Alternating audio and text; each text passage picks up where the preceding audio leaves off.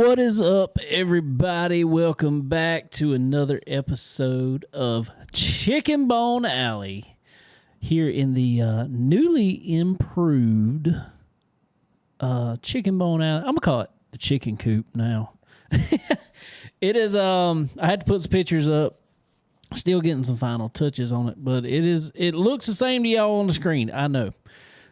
But it is I guess you will call it an actual studio now. We are in an enclosed room, not just in the corner of the shop anymore. It's in the same place, but my dad actually decided he wanted to enclose this over here, and in a week's time, this went from being just a couple studs sticking up to we got full walls, TVs or monitors are mounted on from the ceiling. It is it's a whole different look in here. We got new lights up.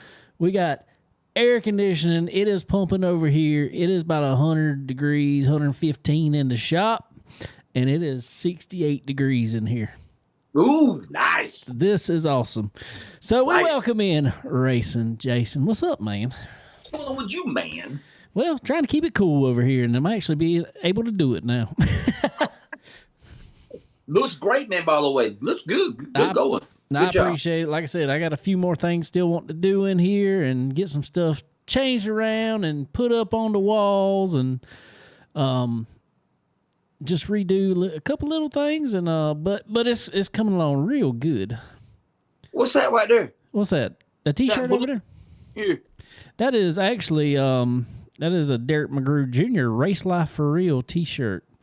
I've had it for a while, and just it's been kind of, I was like, where can I stick this? And I was like, why never stick it over there? I was about to hang it on the wall.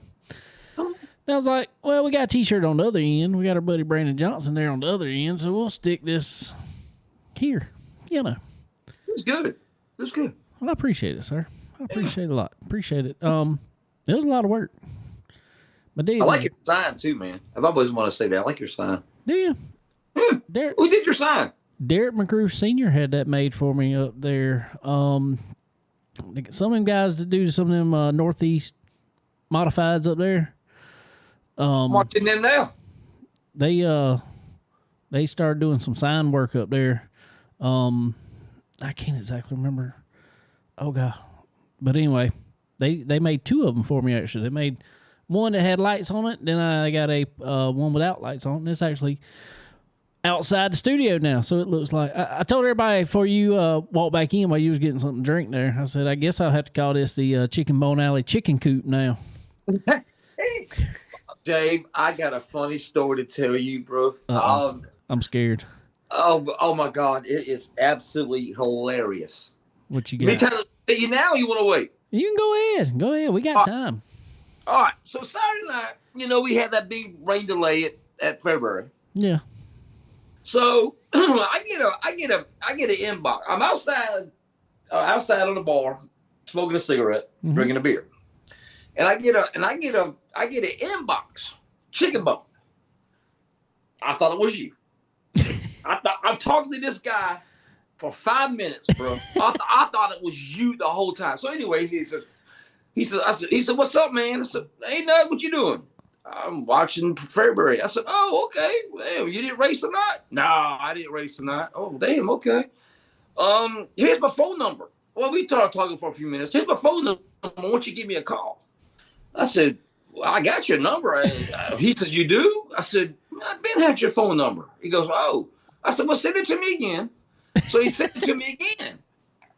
And I looked. I said, 616 area code. I said, "Where are you at?" He said, "I'm in Michigan." Oh, God. I said, "You're in Michigan?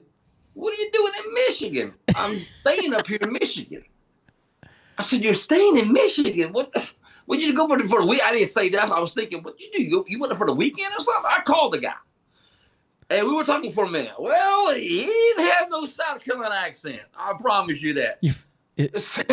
So we, So it wasn't me. no, it was not you, Dave. It was a matter of fact, I forgot his name, but we'll just call him Bone Chickens. I told him straight up. I said, look, I'm gonna put you in contact on my phone, but I gotta put you as Bone Chickens. I thought you was Dave.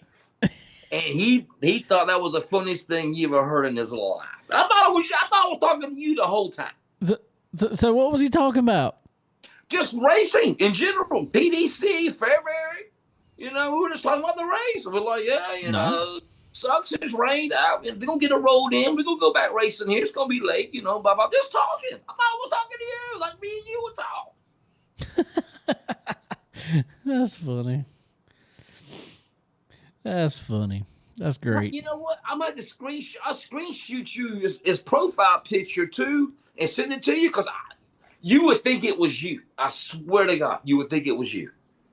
That's hilarious. All right, so let me tell you this. So did he hear you on this show or something? Is that how it happened? No, he just me tweeting, late model racing and all that stuff. I was wondering if that's how Chicken Bone come up. But he's never talked to me. He's been following me for a long time. That's awesome. All right, I got one more for you. What you got? All right. So Drew, Michael downtown Michael Brown's tire house. Yeah. All right. So I'm talking to Drew Saturday night too, waiting out the rain delay and stuff. And again, I was sitting outside smoking a cigarette at the bar, drinking a beer. This is a common occurrence. yeah, you feel it's a theme here. You feel that theme here. So so me and Drew, we've been on the phone talking like 10, 15 minutes. We're talking about some, deep stuff, going back and forth. Not really racing, but just life. Yeah. And he said, "Hey man, what happened to Dirt Vision?" I said, "What?" He said, "Dirt Vision's gone." I said, "Dirt Vision's gone? What are you doing? What are you talking about? It's gone." He said, "Man, it's not on." I said, "Oh my God!" I put my cigarette down. I went in here and I'm going through everything. I mean, I'm looking through Dirt Vision. I'm looking through. Drew says, "Calm down, man. Calm down. We're gonna find it. Just calm down." I said, "I can't calm down. I went to Dirt Zone on Dirt Vision. It's like the NFL in red zone. Oh yeah. Man, I'm going through everything. I was like, "Oh my God, I can't find it." He goes, "Calm down. It's on YouTube. It's on YouTube." I said, "It's on YouTube?" He said, "Yeah." And here I am, and I'm going, "Okay, where's it at? Okay, what am I going under? Go under Dirt Vision." And I'm typing in, and I finally found it, bro. It was like, oh my God. Yeah, I about had a heart attack, bro. I thought it was gone. I thought we lost it. But here's what I was told what happened. So many people were tuned in to February, I guess because it was so late, and everybody's races were over sprint cars and all that stuff. We crashed aside. That happened to Flow Racing last year at Florence Motor Speedway for the South Carolina 400. That's the September race. The November race. Yep. November race. Because Dale Jr. was racing. I guess. I don't know. Come on, bro. That's why. I mean, I guess. Uh-oh. He's got something. I think I know what he's got. I'm waiting. Here we go. Oh, God. Hold on. Stay right there. There. I got something for you. All right. What you got? This is now hanging on the wall. It froze up. There we go. Stein? What is that? A figure? What? Oh. That was the Dale call from the commercials. You remember the Dale call? Yeah. What you doing that? That one come off eBay. Oh. Let's see. That you got Amp, but I got the Diet Mountain Dew. Same thing. Oh, hey, that's great. A heck of a deal on that, bro. Oh my God, I got a heck of a deal. I couldn't turn it down. Sweet. I like it.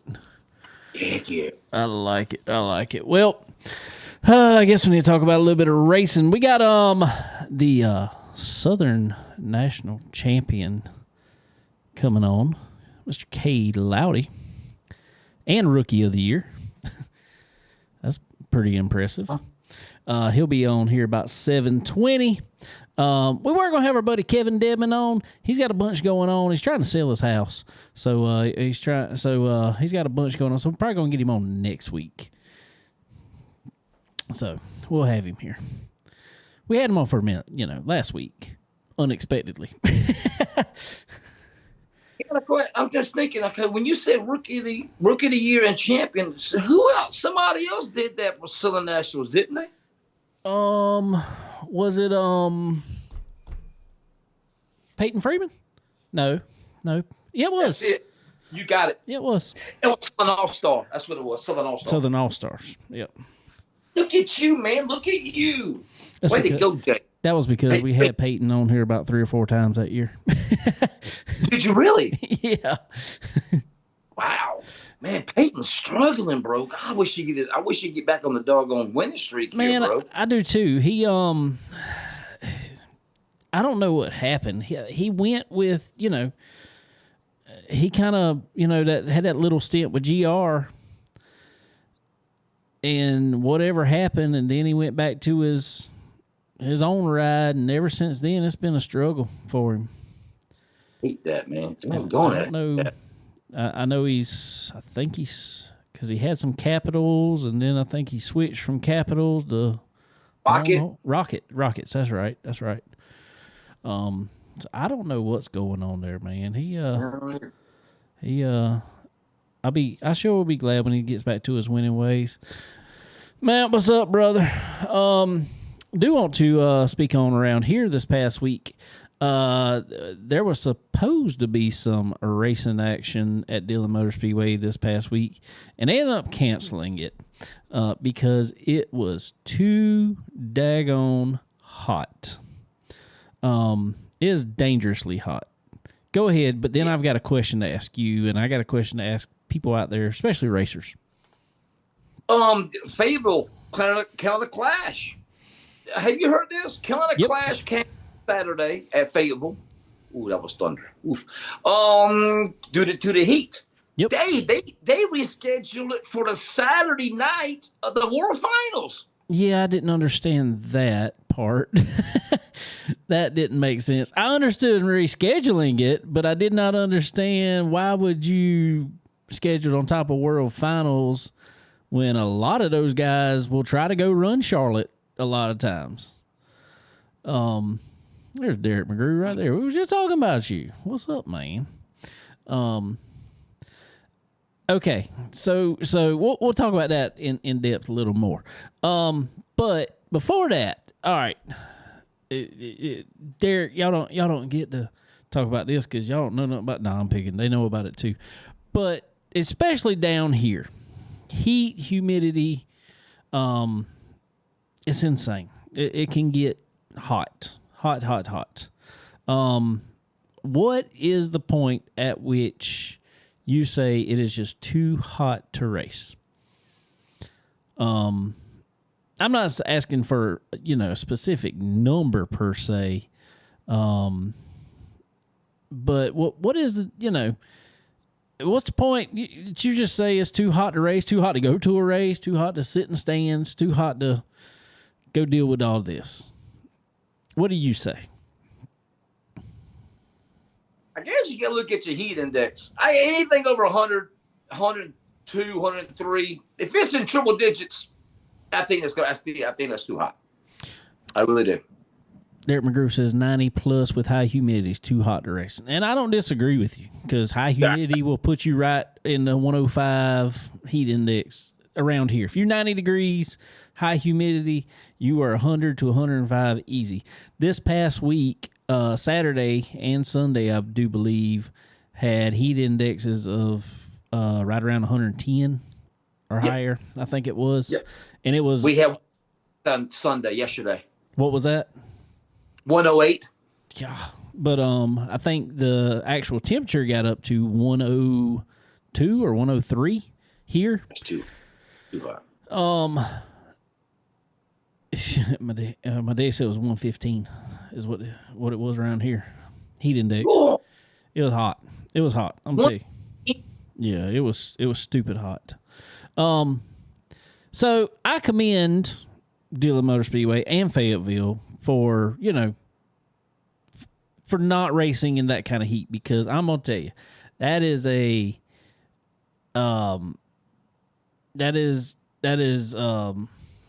that's tough for one thing, but it's dangerous on top of that. Because I'm going to tell you, it's already, when it's wintertime, we get out the car pouring sweat because it's just so hot. Man, and I've said this, and some of my track owner friends may not agree with this by no means. What makes us around this area especially, why do we feel like we need to follow, let's say, like the NASCAR schedule? Why do we have to start racing in March-ish and then, we run all the way to November? Why do we have to do that? Why can't we, all right, I don't know when exactly you want to say start it, but why can't we race essentially all winter long? Our average winter around here, we're still mid-50s to 60 degrees. Mild. We have some cold days here and there, but it's not very common for us to have crazy cold months. Yeah, we don't have that. We don't. Mm-mm. Right. So why can't we race, like I said, all winter long? Let's go, take a couple weeks off or take a few weeks off around Christmas. We already have the bash at Dillon for New Year's. So we're already there anyway, and all that. And then we race up to Memorial Day, and we take off from Memorial Day to Labor Day. Why can't we do that? That would give us June, July, and August off down here, and that is the 3 most dangerous months for heat in South Carolina, at least. And give your teams breaks. You can, work on the car in. You can go on vacation. Kids are out of school. Stuff like that. I don't see why that can't work for local racers. Yeah, we don't have to go with the NASCAR schedule. I don't see why we do.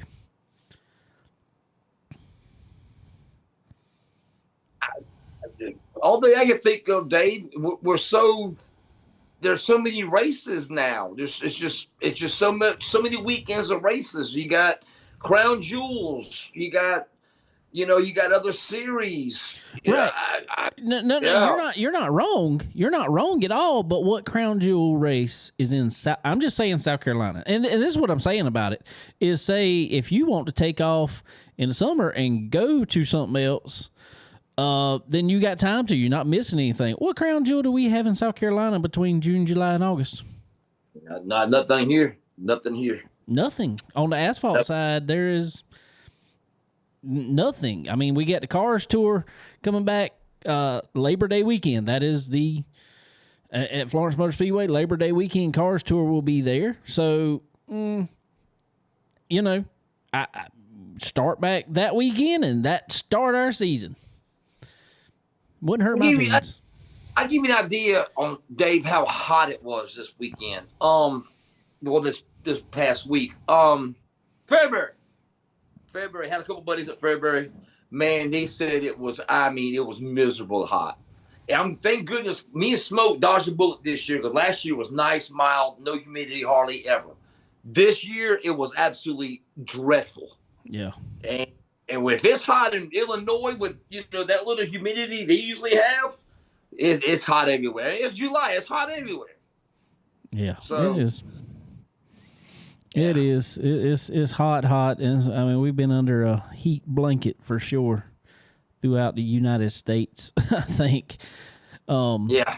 So, it happens. It ain't every year that it's this bad, but I'm gonna tell you, just coming from someone that races and talking to some buddies of mine at the track, we're racers. 99% of the time, if the track's open, we're just going to be there. That's just how it is. Yeah. But we're not liking it. We're complaining about it. Oh, everybody is. Everybody. And you know, another thing too, Dave. The hotter the temperature, the hotter the tempers. You ain't wrong there. Yeah, but I'm gonna tell you what. There's some nights my temper might get up, but I don't think I'd have enough strength and anything else to get out the car and do anything about it.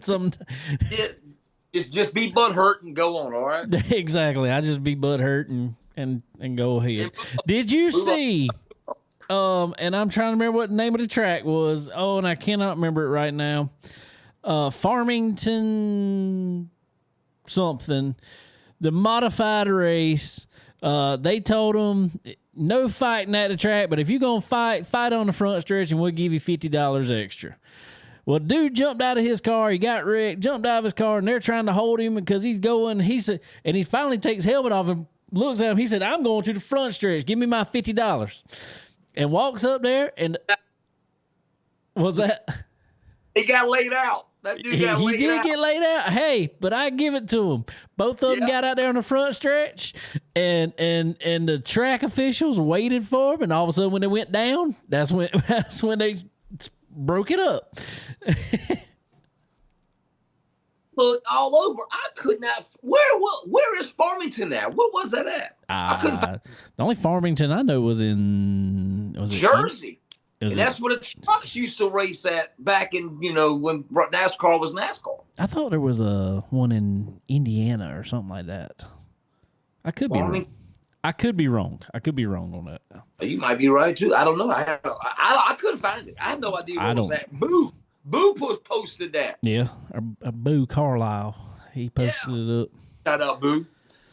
I couldn't find. I don't know where that racetrack was, man, but that was funny. I watched that thing like 10 times. I had it on loop. That guy got out that car, man. He thought, hey, that guy went boom, boom, and laid him out. Get you his $50, man. Have a nice night.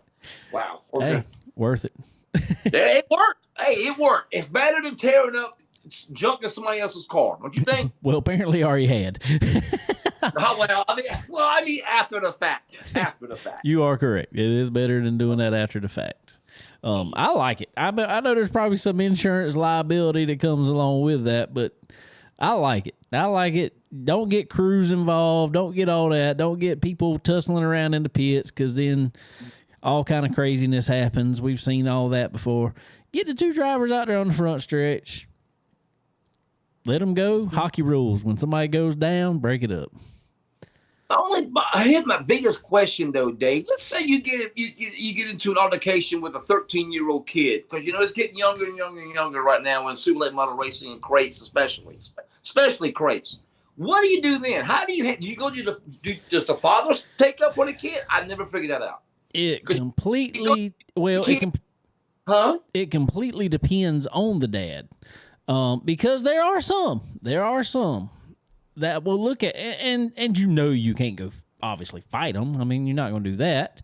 No. But there are some that say, hey, if he drove wrong, go tell him about it.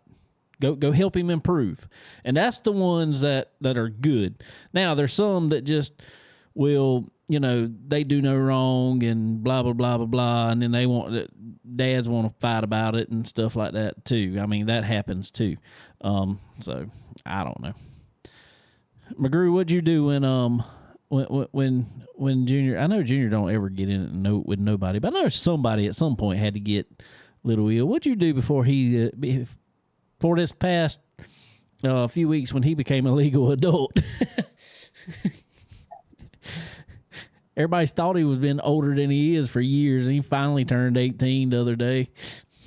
Oh, really? Okay, cool. Okay, happy birthday. Happy birthday. Exactly. Hopefully he's still on here. I don't know if he's still on here or not, but if he is, then maybe he can tell us. But I don't know.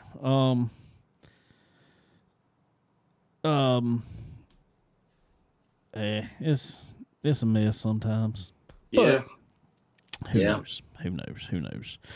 So Anyway, before we get into any other action, I do want to let's go ahead over to NASCAR stuff real quick, because that was kind of quick this week. That's kind of all that was going on asphalt wise for the most part.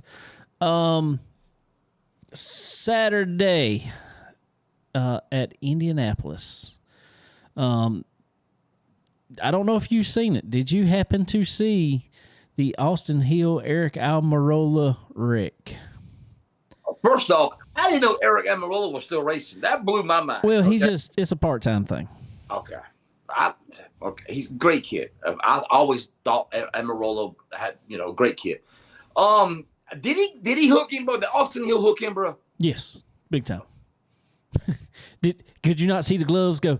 Yeah, don't wear white gloves. Race car drivers, don't wear white gloves, bro. Don't do that.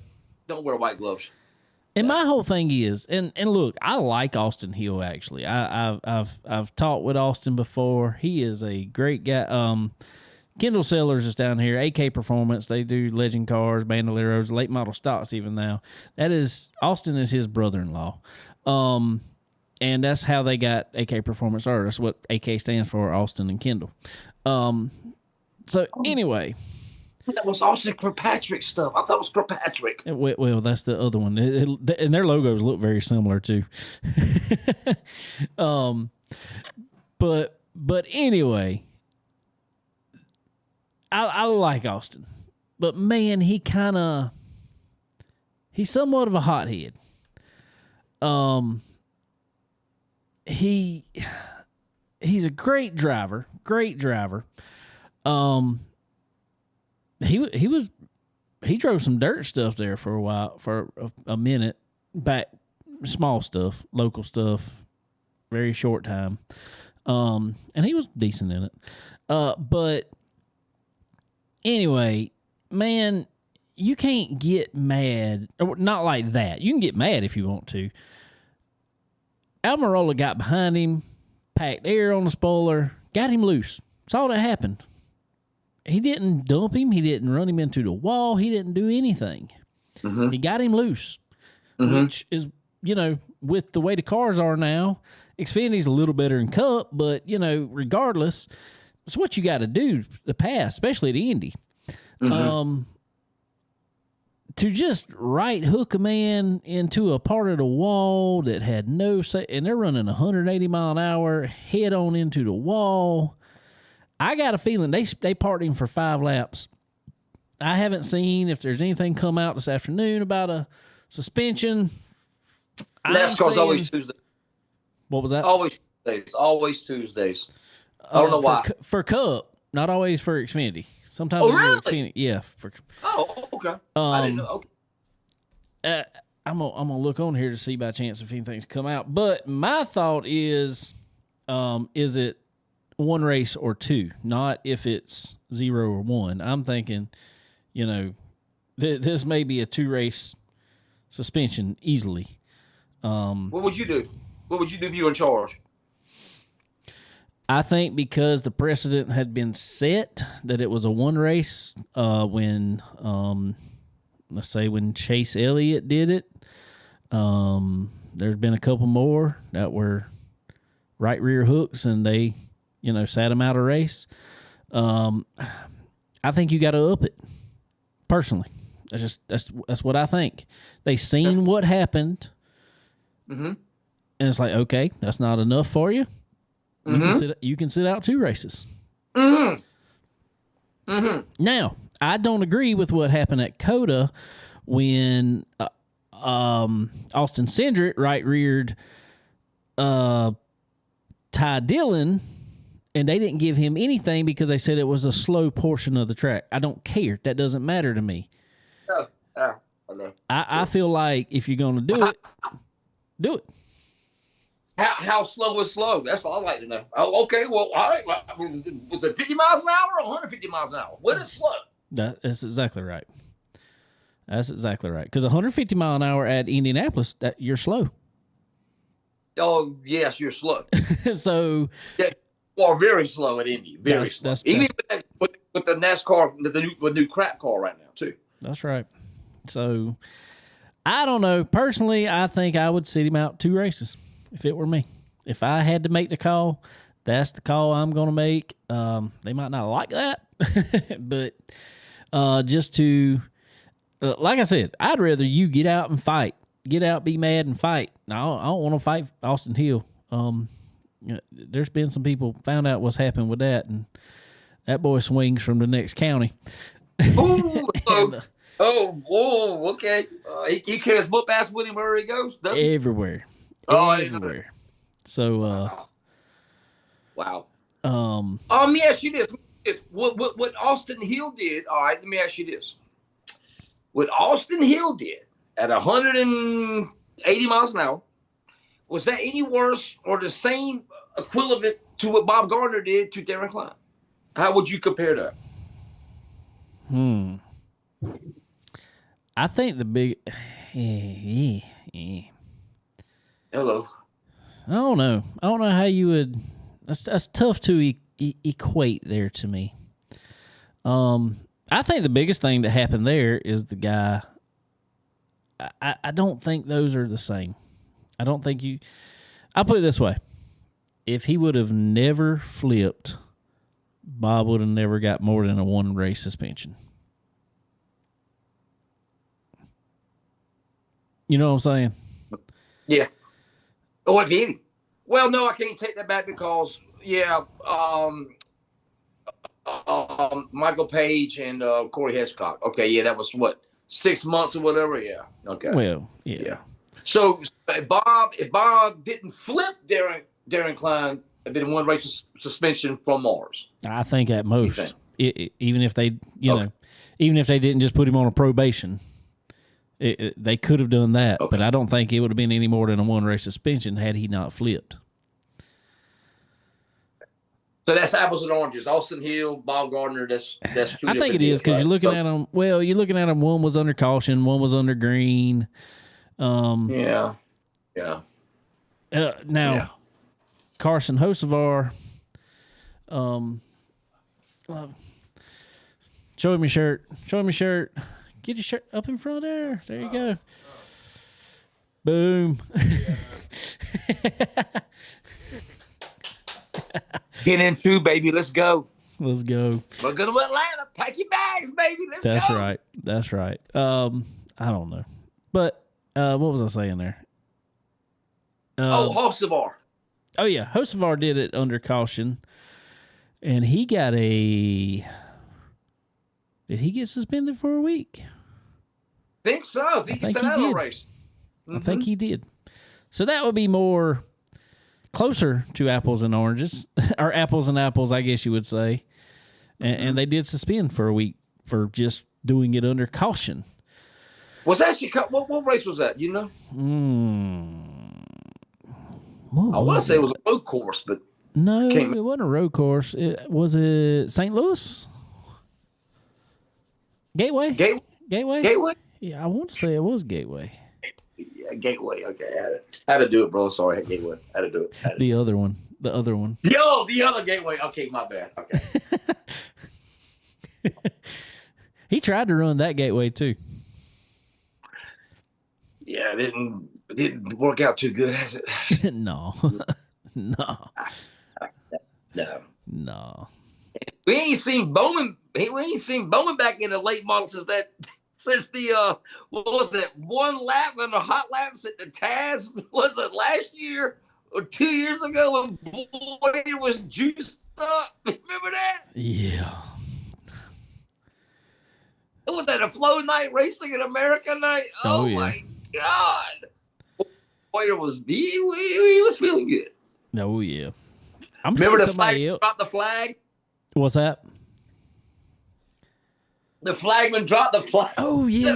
He did drop the flag. Oh God. The funniest thing ever. Oh my God. Bad. I tell you somebody else I wish would get back in a dirt late model, and that's I swear he drove better and raced better in everything when he was doing stuff like that, and that is Chase Elliott. Love to see it. He was. Love to see it. I got to talk to him a little bit at Bristol when he was doing that, and he didn't look bad in the car. I'll put it that way. I mean, he looked like he was fresh in it, but he didn't look bad in it per se. Not like some guys. No. Like I hate to say no name, but Montoya. Oh yeah, Montoya had no clue what he was doing. The Prelude, yeah. What's that? Ron Capps. Ron, Yeah, they had Ron Capps over the head. struggled. Yeah, over the head. Struggled. At least the salesies decided to go dirt. It might be sprint cars, but they decided to get off that straight line. I'll never forget Montoya. He said, "Wow, I didn't know they raced on dirt. This is gonna be this."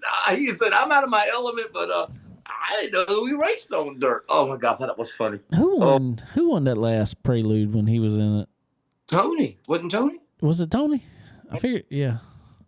Tony won didn't Tony win the first one and the last one? I think so. I think that sounds about right.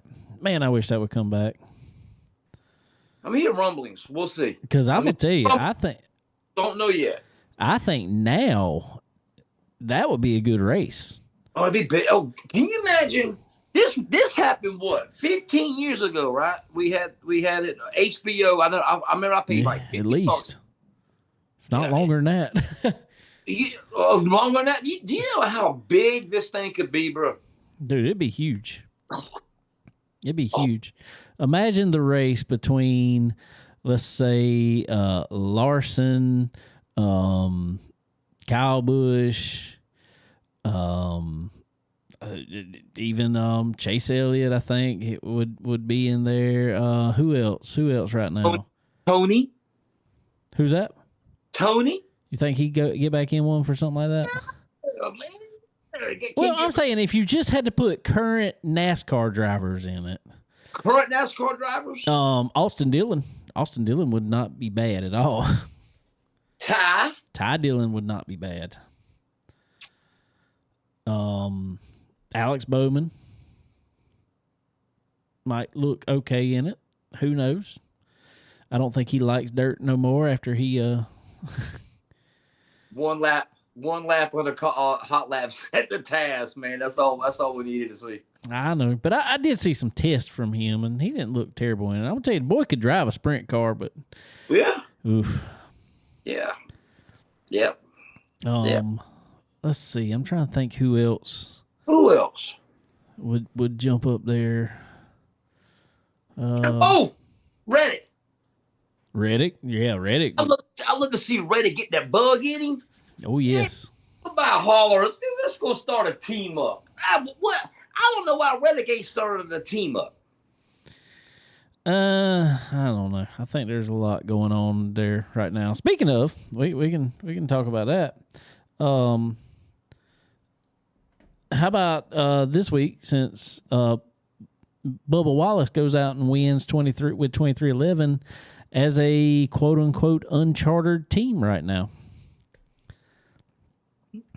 What you think about it? Wow. Hello. In NASCAR, who's your daddy? I mean, I don't know. I'm just saying. Wow, that's pretty big.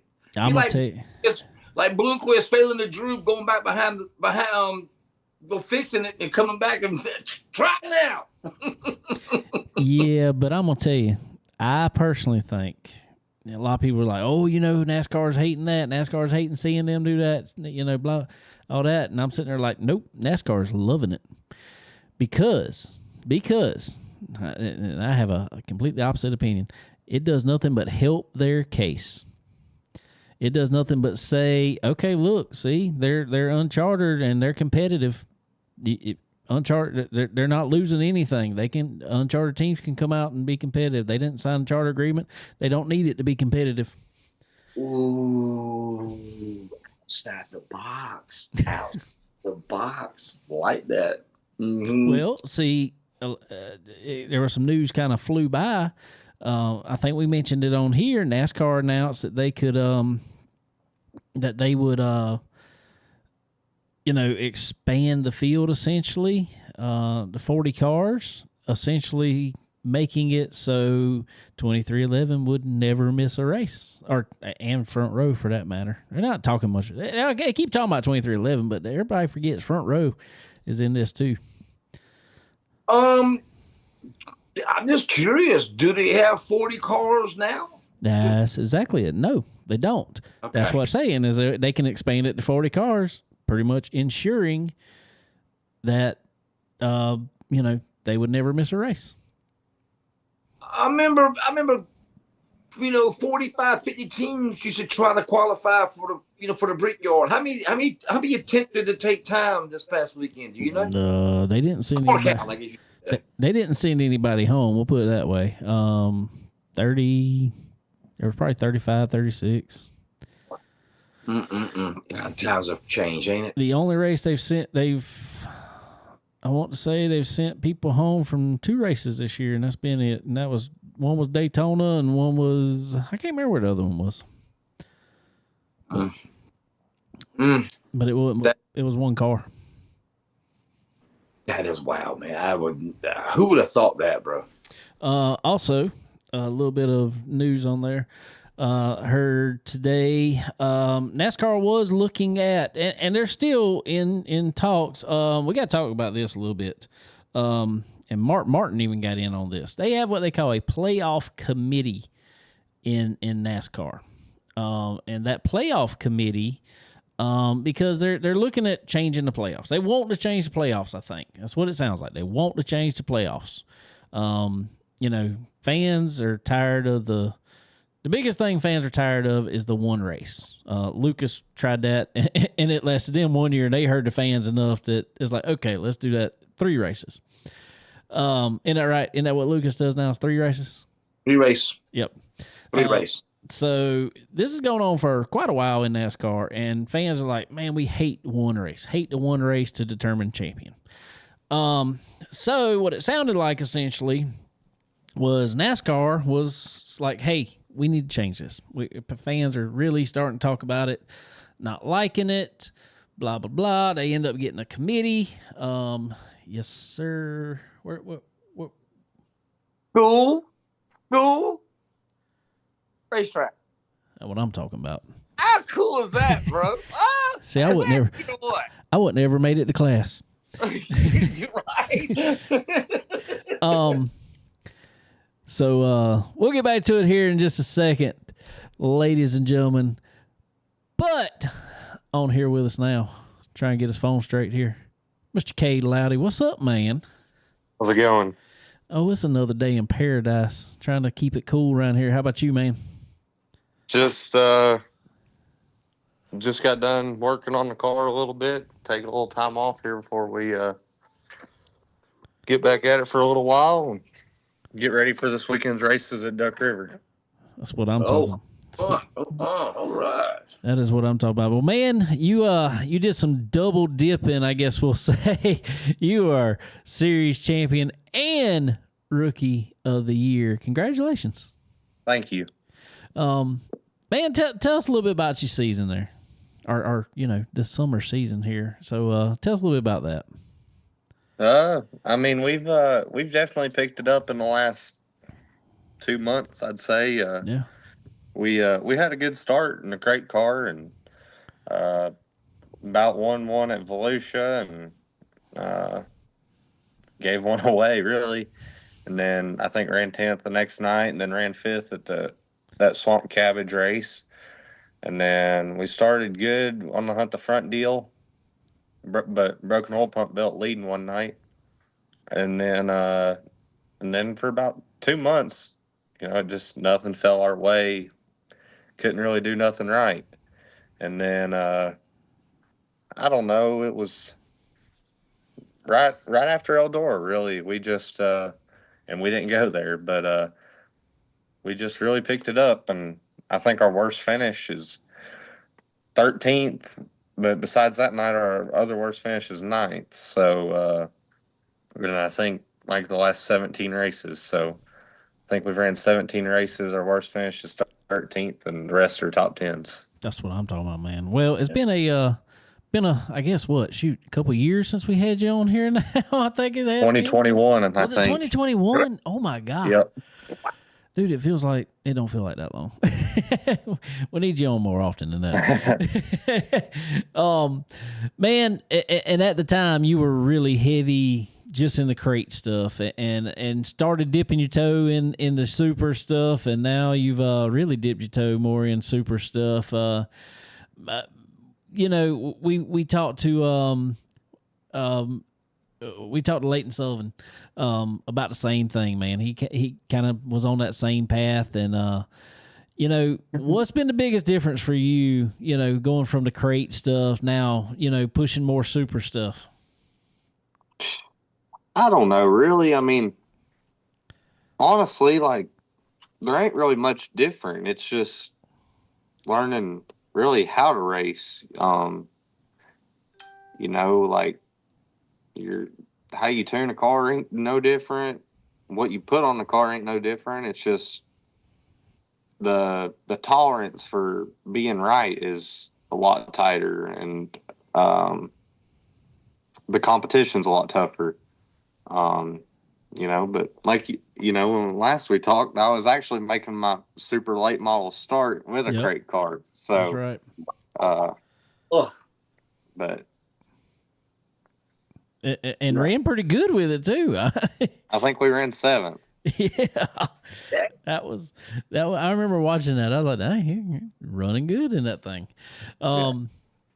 So, man, tell us about this Southern National Series that you've had this year.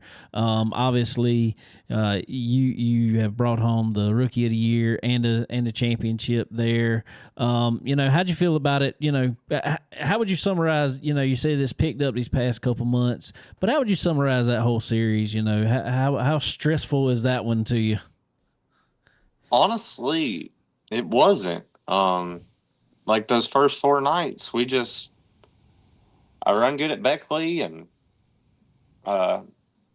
Whistle and Bulls Gap and I-75 are right around the house, and we were like, we'll just go to these 4 just because we like them. We went, and then after I-75, we're like, I think we're second in the points. Yeah. And we're like, kind of hard to not go the rest of them. And we talked about it for about 30 minutes and drove from I-75 all the way through the night back to the shop and Cowpens here. And, you know, when we didn't get back till about 6 in the morning, and I went home and slept. And when I got here, they had the car washed and started maintenance in it. And we got everything ready to go for those next 3 nights, and you know, we just kept plugging away at it, and didn't really. I ain't won one, but I guess I ain't figured out how to win one yet. But I've had them taken away though. But I just knew that if we were consistent and just stayed right there, that it'd be close. And you know, we were definitely the most consistent car that in the whole deal. For sure, and that's what I was really getting at is like, man, you were Mr. Consistency for sure. And the way I always see it, and the way I tell everybody is like, man, if you stay that consistent long enough, the wins are going to come. I mean, it is inevitable that, you know, because we all know in any type of professional racing, as you're doing here, there's quite a few guys that can go out and win many nights, and I'll put you in that group. It's just every little thing has to fall perfect. But when you can stay consistent like that, I feel like wins are going to be coming your way, man. Yeah, I sure hope so. You know, like at Sugar Creek, I really felt like I had one there, and I don't know how to say this. These lovely tires we have, we had one delaminate on us, and that really cost us that night. And then Beckley was really just a game of attrition, and Tazewell was really a game of attrition, and you know, I really thought that after I got turned there about lap 15, I was like, well, this deal's over. And then, you know, they had that wreck and Jimmy flipped, but you know, after that red, you know, they just told me to be smart and just finish. And about 15 to go, I was just riding, and I was like, damn, I got to go for it now. So, and then we got to another one, and they really killed my line. I think me and Mike were really side by side and getting into one, and then Black Cars basically stopped off of two, and it felt like he had stopped. He probably wasn't. I think me and Mike were really the only two at speed on the racetrack, but you know, the speed difference was too much for me to make back up in the last 5 or 6 laps, whatever it was. Me and Jason's talked about Tazewell there a couple times. Is that track other? You know, if you got a bunch of speed difference, obviously, but that track seems like it can be tough to pass on at times. In that condition, it is. But if you know, normal Tazewell, you can throw bombs and you know, slide or dies. Some of them like to say, and you can you can race pretty good there if it's right. That's right. All right, let's talk about tires a little bit since you brought it up there. Jason, you can chime in on this too because I know you've been you've put it out there too, man. What do you feel? Obviously, we know series and all this stuff. They're going to mandate what tire you run, essentially. But do you wish sometimes that they would kind of open up the tire deal, or do you like it that they mandate a tire, or what would you rather have? I wish they'd bring back the 1350s and 1600s personally. I mean, these new tires, I mean, they're junk. They're junk and they're overpriced. So I hate to say it, but it's the truth. And the racing ain't as good no more. So, you know, I mean, tires are $100 more than they were 4 years ago. Yep. So I wish they'd bring back the old style tires. Unfortunately, there's one guy at Hoosier that don't like that. So we'll probably not get that for a long time or ever again. So we'll race with what they got because that's all we got. That's right. Offered, and we'll just keep digging. And what's bad is we got the same issue on asphalt. That is the exact same issue. So it's I don't know what the deal is, but it seems like ever since COVID, all of a sudden tires are different for sure. Oh, fun. What you got there, Jason? Anything? Yeah, hey, Kay, well, what you got coming up? Are we going to see Kay Lowry on the national tour maybe the next year or two? I wish I could say next year, but you know, unfortunately, a lot of it is out of my pocket or just a good sponsor's pocket, and you know, I don't really have people behind me that are like, here's a checkbook, go race national tour. Here's a rig, go race national tour. You know, because really to race national tour, you got to have a rig, 3 cars, 3 or 4 engines. And, you know, we just got 1 car and 2 engines right now. So we ain't got quite the equipment to be able to do that. So until we can find some people to align ourselves with, we'll just keep plugging away at this regional deal. For sure, man, for sure. So go ahead and tell everybody who all you got to thank for helping you out this year. Bush Forestry, JV Salvage, Bigfoot Enterprises, Kaufman Corvette, Spare ECM, UGS, STI, BT Energy, Penske Shocks, you know, Barry Wright Race Cars, Bruce Miller Masonry, DJ's Performance, Swift and Hyperco Springs, Spindle Joe, Service 101, 2-4 Machine. Let's see. You know, I just finally started getting interviewed like a few weeks ago. So I told you, you got to come on here more often. It's been a while. Wow. But, you know, outerwears and there's a lot of them that, you know, play a key part into making it happen. That's awesome, man. That's awesome. Tell go ahead, Jason. I just want to say, Kate, it was so great Saturday night seeing a Bloomquist and a beer right up there, man. Oh, was that 2005 or 2025? I didn't know I didn't know what dimension I was in. It definitely ain't like what people have seen in the last 3 to 5 years. That's for sure. Yeah, amen, brother. Keep digging, man. Tell Barry we said, hey, man. Tell I love Barry to death, bro. Will do. And I need a K Lottie t-shirt too, man. I need a K Lottie t-shirt. I should have got one in February last year. Yeah, you should have. Why didn't you say something? I didn't know you had any. Do you have any? Yeah, we've got some of our older ones, but we're we try to keep some in the trailer. But I meant to call today, but we're gonna have some 2025 Schaefer's Oil Southern Nationals champion shirts made too. Oh, all right. Okay. Hey, XL. I need an XL. All right. All right. Sweet. We're going to need one to put here in the studio, too. All right. Oh, wait. That's two. That's two. In the chicken coop here. We I don't know if you heard the first studio. We actually got an actual studio now, man. There you go. Oh, well, good deal, brother.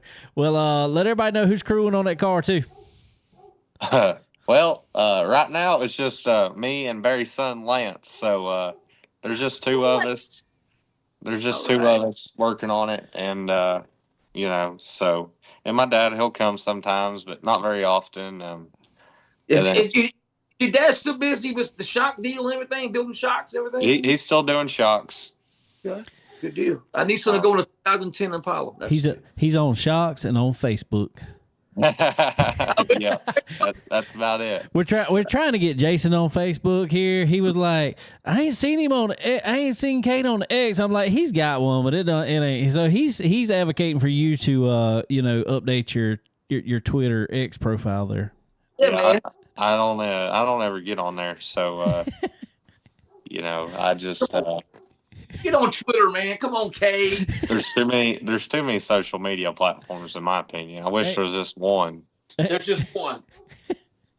Just one. No. Oh, good deal. Good deal. All right, man. Nah, he can sell stuff on Facebook, like me, shoes. Yeah. That I threw in the closet and still haven't worn. I'm just glad I ain't got to deal with them no more. Wow. Hello. Okay. Yeah, that's funny. It's taking up space. There you go. All right, buddy. Well, we're going to have to get you back on here soon. Congratulations again on winning the Southern National Championship and Rookie of the Year.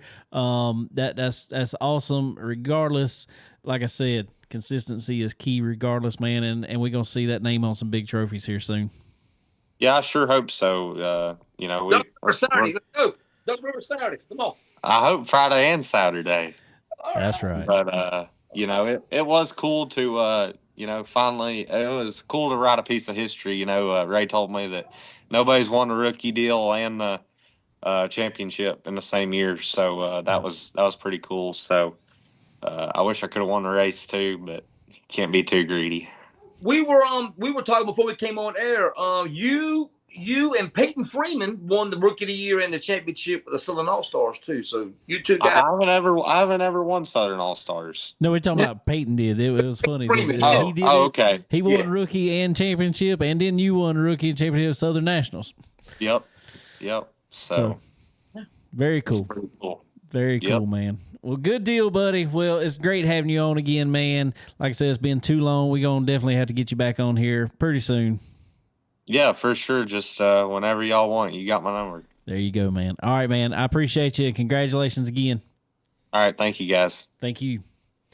All right, everybody. Our buddy Kate Lowdy there jumping back on. First time since 2021. I didn't realize it had been quite that long. So, is that when you just got started good? I had been on for about a year. I think actually, let me tell you something really funny. You know where I talked to Kate Lowdy first at? The same race I talked to Leighton Sullivan at Charlotte. Wow.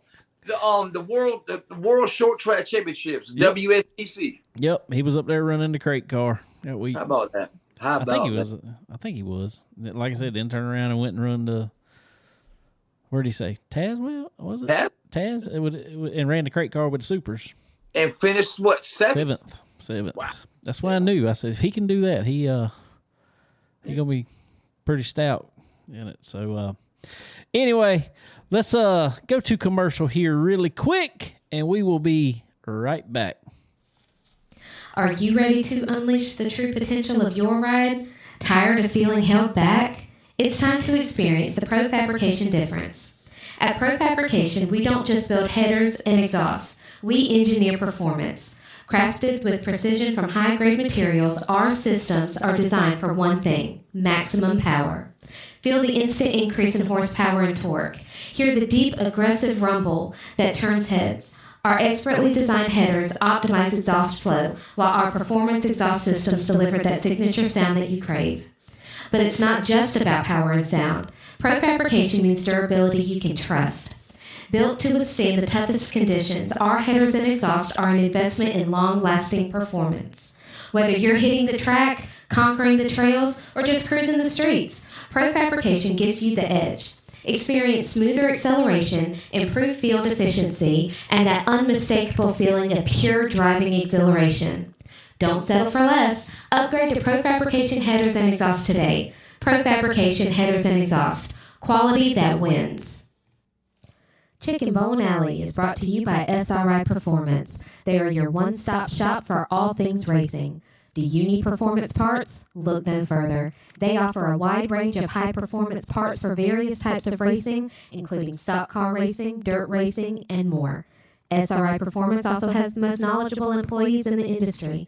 If you're looking for that hard-to-find part, they've got it. And if you're wondering how to make it work on your car, they know it.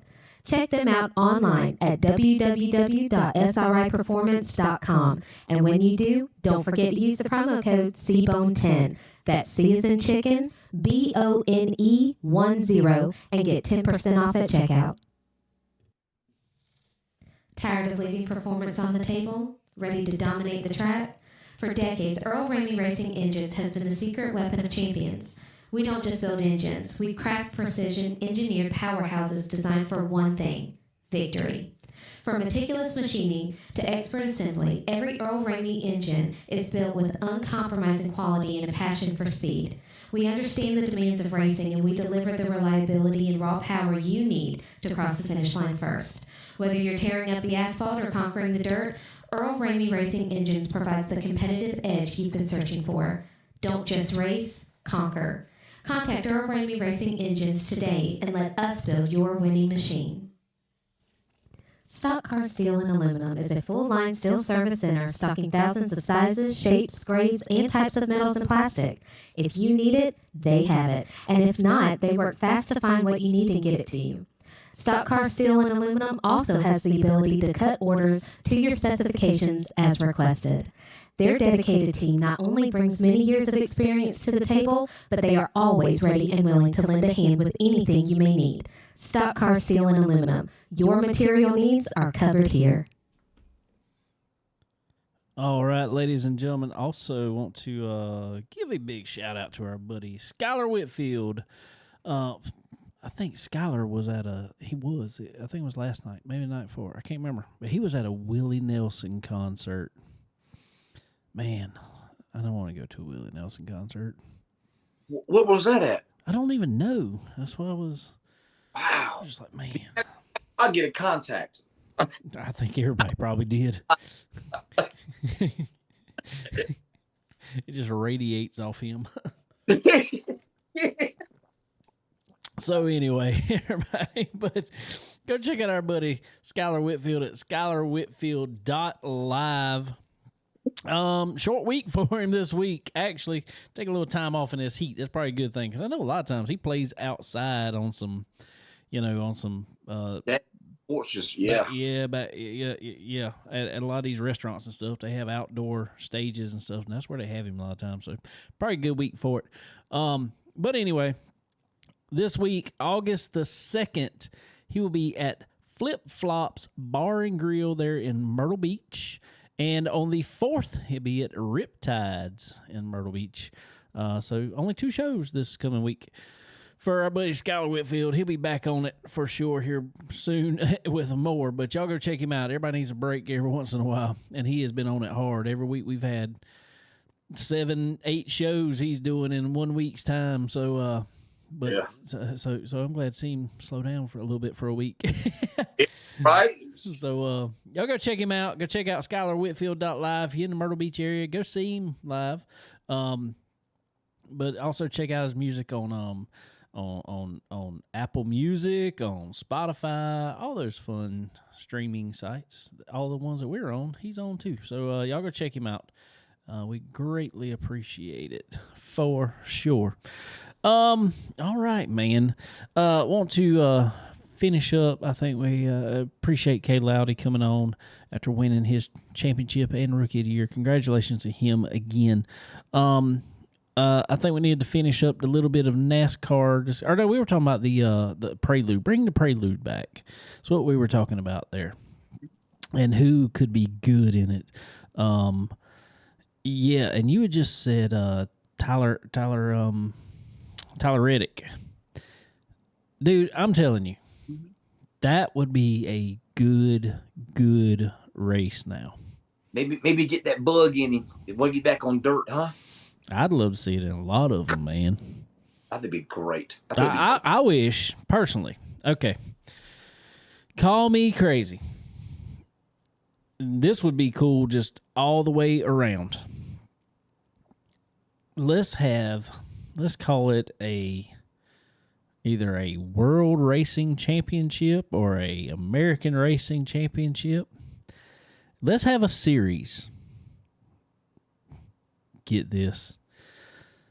That not only runs asphalt, but it will turn around and run dirt and do these in different type cars too. Not trying to put one car on every surface. Put the guys in a cup car, turn around, put them in a dirt late model, turn around, put them in a rally car of sorts, turn around, put them in a road race car of sorts, and let's see who the actual best driver is. Drag race, all that. Yes, sir. What happened to SRX? I don't know. I'd love to tell you, but I don't know. Did you like that? Did you watch a lot of that? I did. I watched a lot of that. I tried to. Yeah, when I was able to, I watched it. I think NASCAR didn't like it. NASCAR did not like it. They flat out did not like it. Why? Don't know. They went and told drivers that they weren't allowed to run at certain tracks and everything else on it. NASCAR flat out did not like it. So I don't know if it was just so much pushback from NASCAR that he found that Tony was just like, forget it, or if Tony's just tired of round track racing in general right now.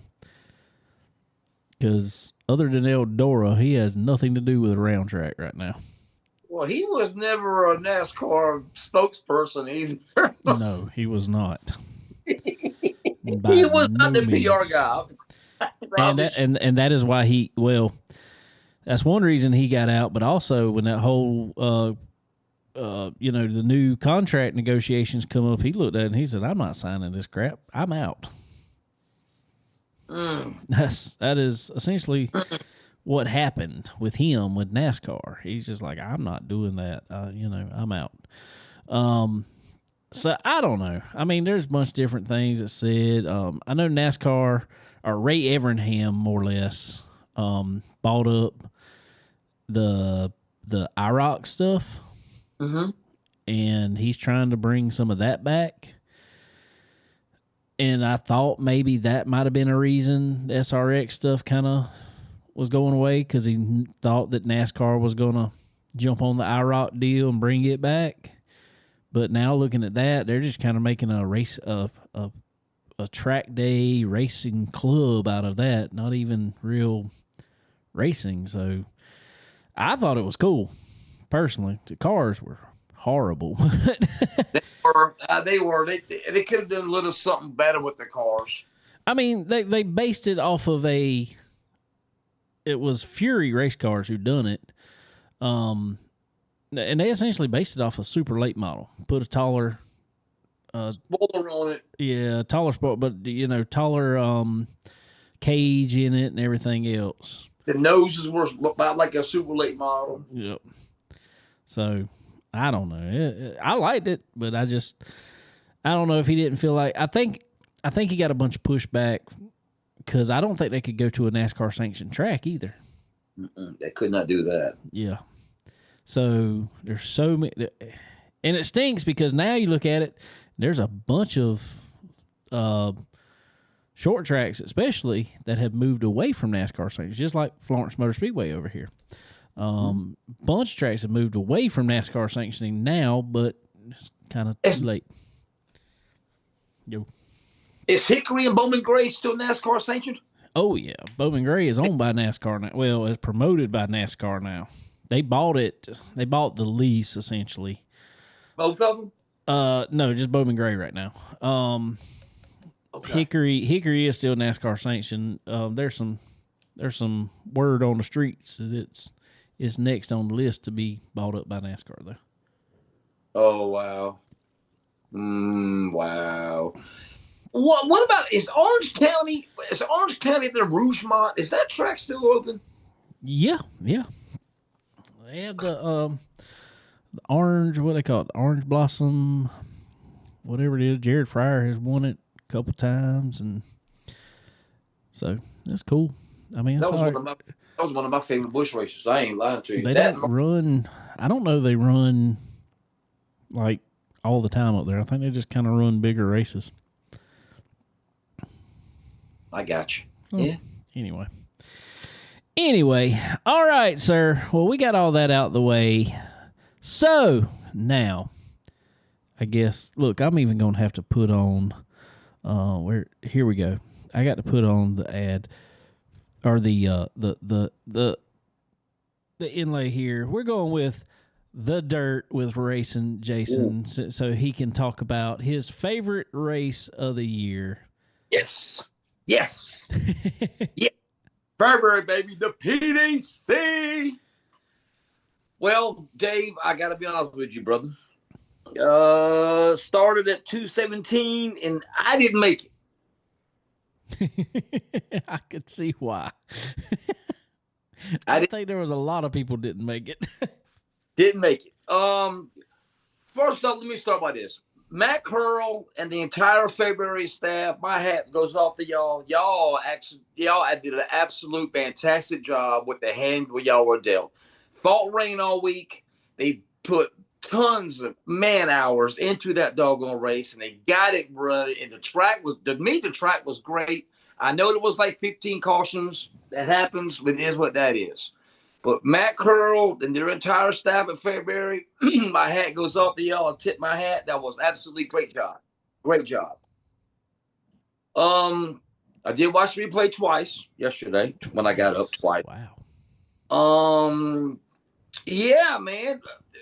It couldn't happen to a nicer guy.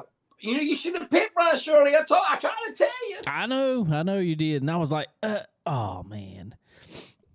It's okay. I did end up talking to him yesterday. Oh, you did? I did. I got 5 people buying T-shirts on X. I think that was thank y'all for buying T-shirts. And he for Brian Shirley to help out the cause with his wife Shannon. She's going through a hard time right now. And I've been down that road. I know exactly what he's going through, and it sucks.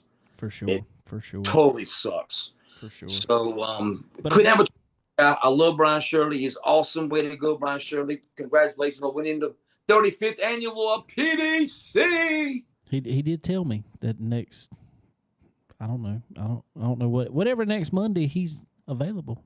He'll be on here with us. So. All right. Get him on next week then. If he's not racing, we might try. All right. Got a little bit of notes here from the PDC. Pierce, he kind of stalled his motor there. He was trying to time the start. trying to time the start, hit the brake, motor stalled, just locked up, turned sideways, and took out 5 good cars. Is that what happened? I was wondering what happened. I was like, no, he stepped on it. Yeah, that's what happens. No, you know how it is. Oh Dave. yeah. Trying to get that good start, man. Got to hit the brake. Oh, motor quit. Oh no, the whole thing is locked up, cut off. Shit. And yeah, that was it for that. I hate that. We had a cat fight. I heard something was going on in the pits. Had a cat fight. Who was that with? I'll text you that. Okay. Remind me. Text me and I'll tell you. Okay. Bad. Your boy bad. Had a great tour all week. 2 motors blows up, I bro. know. That dude cannot catch a break. If everything goes right for him, he has great finishes. Great finishes. But he cannot catch luck for nothing this year. Nope. He's having the same luck right now Brian Shirley had beginning of the year. Yep. For sure. He had a good car. Ryan Unzicker, he won the non-qualifiers race. That was a good race too. Huh? That was a good race. Yeah. Hey, you going to race or you going to take that 3,500? Well, I thought he was going to take the money and run. Well, money's good. My guys need a break, but held that check up and ripped that check in half. I'll run to the PDC. Wow. I mean, I get it, but I'm gonna tell you what, that is one track, and trust me, I'd want to. I mean, if you got sponsors paying for it, hey, go for it. I get it, but I'm gonna tell you what, if I'm at one track and I have to start at the back, I'm gonna be like, that's a tough one. Start 48th on a quarter-mile track. Yeah, that's a tough one there. If we talking Eldora, heck yeah, I'm all in. I can, whatever.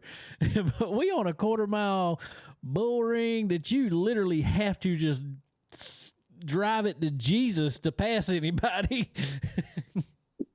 You got to throw it down there by Chicago. The very bottom down there. Oh man, I'm telling you, bro.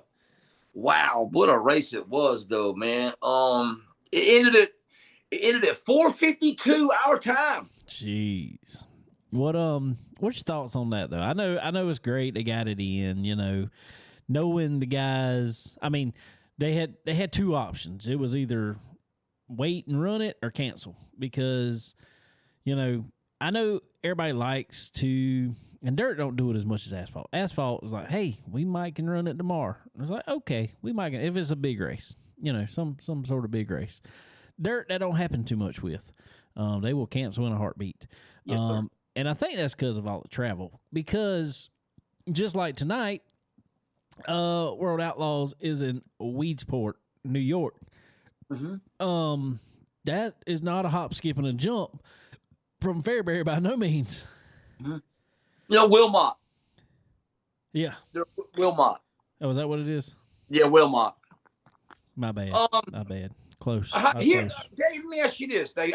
Now, back me up on this. I know you can back me up on this, Dave. If the weather, if it was calling for rain all week, bro, would they erase this race down here? I don't think so. Come on, bro. You know darn well no. That's a flat. I don't think so. See that's what we do around here a lot of times. It's like, if they call them for rain, it's like we ain't even running the first day. It's just cancel the whole thing. Yeah, exactly. Our track owners and promoters down here were looking at the doggone radar Tuesday. Okay, Tuesday, and we said, "Oh no, we ain't ready. We're canceling." They wouldn't even try. Come on, man. They wouldn't even try. No. But we get, like you said earlier, we're getting races down here canceled because of heat, which I do get it. But we're talking about rain, and they wouldn't even put the effort in. That's what makes it so sad. What's bad about it is rain, especially in summertime at a dirt track, is not necessarily a bad thing. As long as your infield can handle it. Yes. Race. It'd make better racing. As long as your infield and your pits can handle it, because I'm going to tell you what, I don't know. That is the one thing I've got against Cherokee. Why will they not do something about them pits, the outside pit especially, because if it rains just a little bit, that is the biggest mud hole I've ever seen in my life. Well, they got the gravel down. I mean, I don't care. It was there when and it is like a swimming pool in between the gravel. When's last time? When's last time you beat Cherokee? Let me ask you this. It's been a few years. Oh, they got what they got. What I think they got, bro, is like old roads. Okay. Up, and you know where the hey, wait, look over here. Put a big pile up. We're smoothing out. Putting okay. Well, maybe it's better now. Bro, it kills your feet, man. I'm telling you. I'll talk about ankle breakers. This big. That's one place I don't get. I'm like, come on, guys, let's. It'll hold moisture now, though. Oh man. We were driving through there, and Chris Ferguson saw us, and he's like, "Hey, hold on!" and comes and jumps on the step rail of the truck so we could drive him through there, so he didn't have to walk through the mud. Ultimate last year when the monsoon hit. Yep. My buddy Sniper gave Steve Francis a ride back to his doggone track because the pits are a long way from the grandstand. But yeah, that was pretty doggone funny. Yeah. But you know doggone well, Dave. They would have looked at the doggone radar down here that Tuesday, Wednesday, and said, "No, we're not doing this. They about to go home." They would come on. They wouldn't even try. So you saying it's a good thing to finish up racing at 4:00 in the morning Eastern? Oh, if you're there, yeah. If you're in the house, you're sitting there fighting sleep. If I'm there, I'm pumped. I'm at February. Let's go. Come on, man. Yes. And what is surprising me, because I went back and watched highlights and stuff from it. I didn't get to watch the whole race. I watched highlights and stuff. I'm sitting there. I'm like, wow, it's that late. There are still people in the stands. Packed. Back stretch was packed. Yeah. Yeah. I got. Let me tell you this real quick too. So, let's see what night this was. Thursday night. No, Friday night. Coach was at Kelly Carlton's camper. Friday night, 11:08 their time. It started drizzling.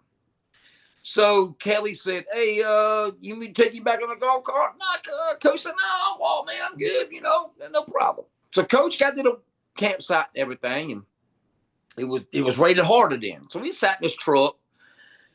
All of a sudden, Dave, about 10 minutes later, a wind picked up 40 miles an hour, went right through his tent, ripped the whole door off through his tent. Dang. All this stuff, clothes, bedding, everything got wet. Canopy, his 10 by 10 canopy, got picked up, thrown across the fence on his brand new 2025 Toyota Tundra.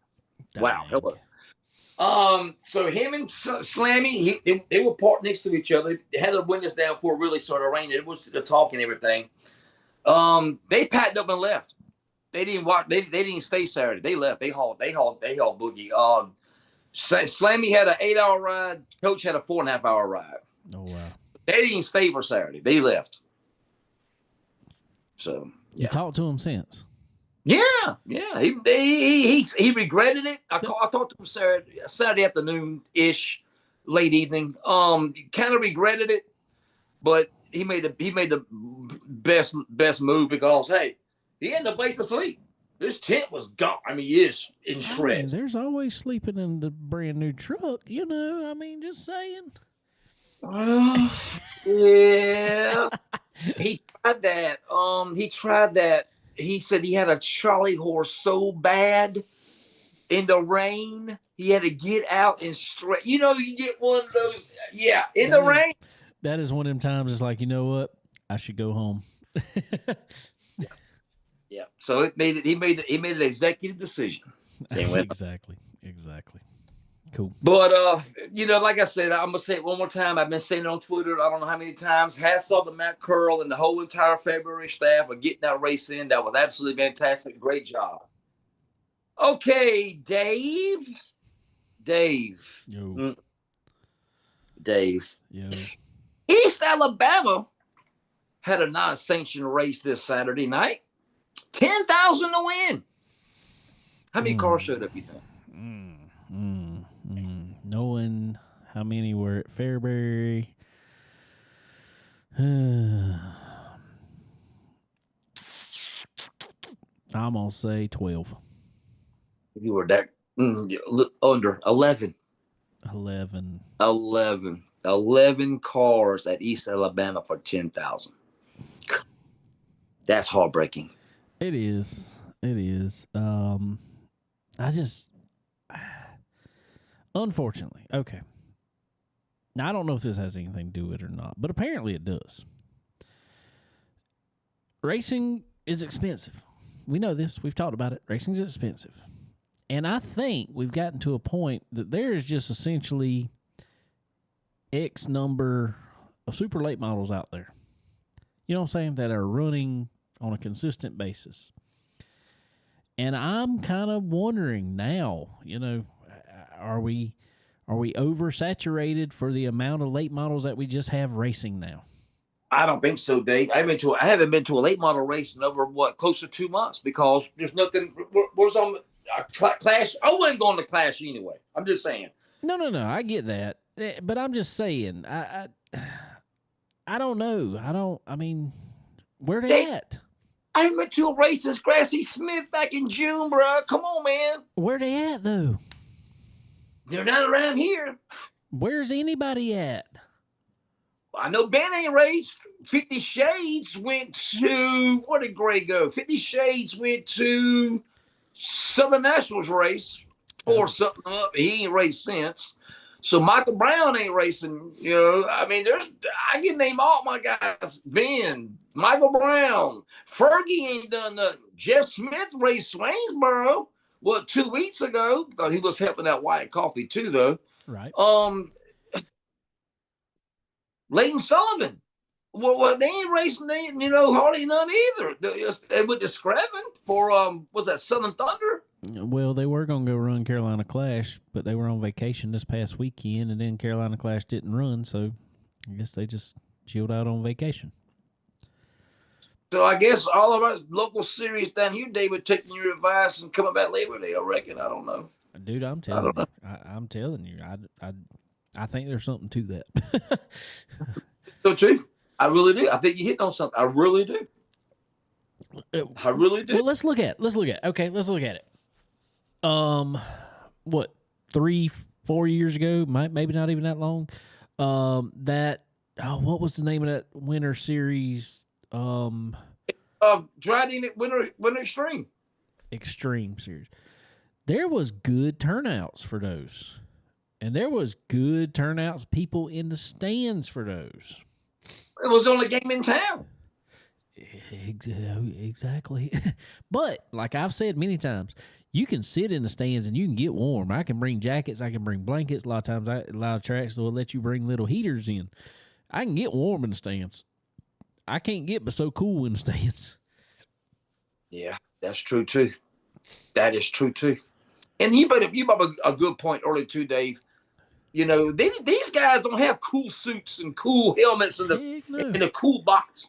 Heck no.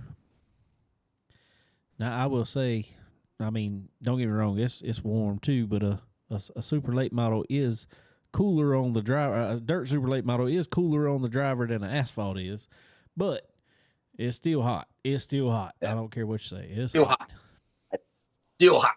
I totally agree with that. Maybe it's not hotter on the asphalt side. I mean, on the dirt side, it is the asphalt side, but it's still hot. It's still hot. It's ridiculous. So, I mean, and there ain't nothing we can do about that. That's why and it's going to be like that every year. I don't remember a summer yet that all of a sudden over a few weeks we're not hovering around the 100-degree mark around this area with a heat index close to 110. I mean, that's just how it is. I heard somebody say the other day, they was like, man, it used to not be this hot. And I looked at them, I said, well, and I looked this up. Saturday, we tied in Florence, South Carolina, we tied the record for overall temperature, 102, I think it was. You know when it was set? 2005. It's been hot. So I mean, I was thinking when you said that, I was thinking like 1900s or No. 1800s. And before that, it was like it wasn't that long before. I mean, it's being hot. We just get older and can't handle it as good. That's probably what it is. I guarantee that's what it is. I can't take it that much more like I used to. I know I can't. Because I'm gonna tell you, you go out to a baseball field, little 10-year-olds, they don't care about it being hot. They will play baseball all day long. All day long. All day long. They want to play ball all day long. Yeah. So and you're sitting in the baseball, like just take versus a kid playing baseball. You know, he's comfortable. He's out there, you know, we're sitting in the stands doing nothing. We're just sitting there and just getting pounded by heat. You know what I mean? There's a big difference in that. Know exactly what We're melting. We're melting. Yep. So, yeah. I don't know. I'm gonna keep Dave, on that till something happens. Yeah, I'm gonna put something on Twitter about this, man. Let's bring back a winter. Let's have a winter series. I'm serious. I'm gonna say something about it. Now you got me thinking. The wheels are spinning now, buddy. I'm telling you. Dave. Yo. They had. Do we like this right here, Dave? Do we like this format? They had instead of running one 50-lap race at Talladega Short Track. Mm-hmm. They ran 2 25-lap races. Do we like that? I like it done like Eldora.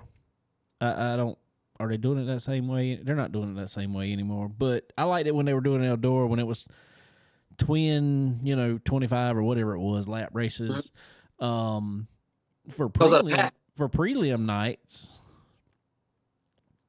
And then, your main event night be, one big race. I'd rather have that, but their main event race was twin 25s. 2,500 to win. Trey Mills swept them both. I mean, that's what I was fixing to ask though. It was the same guys in both races. Yeah. Oh, okay. 25-lap race, and reshuffled the deck. And ran another, requalified and all that. Ran another $2,500 25-lap race. That's what I was fixing to say. And they invert. I don't mind it. It's fun it's better for the fans, I guess, because we all know how races can get. Fairbury don't get like that. Fairbury's exciting up to the last, apparently. But that is one. Apparently, that's just what they need to build everywhere. Just quarter-mile tracks and. You'll have excitement. But I don't know. That's when you got a track that just strings out and isn't an exciting race, you got to do something as a promoter to try to make it exciting. So, ending one race and shuffling it up and starting another, that's probably the most exciting you can do. Do I like that format? Not really.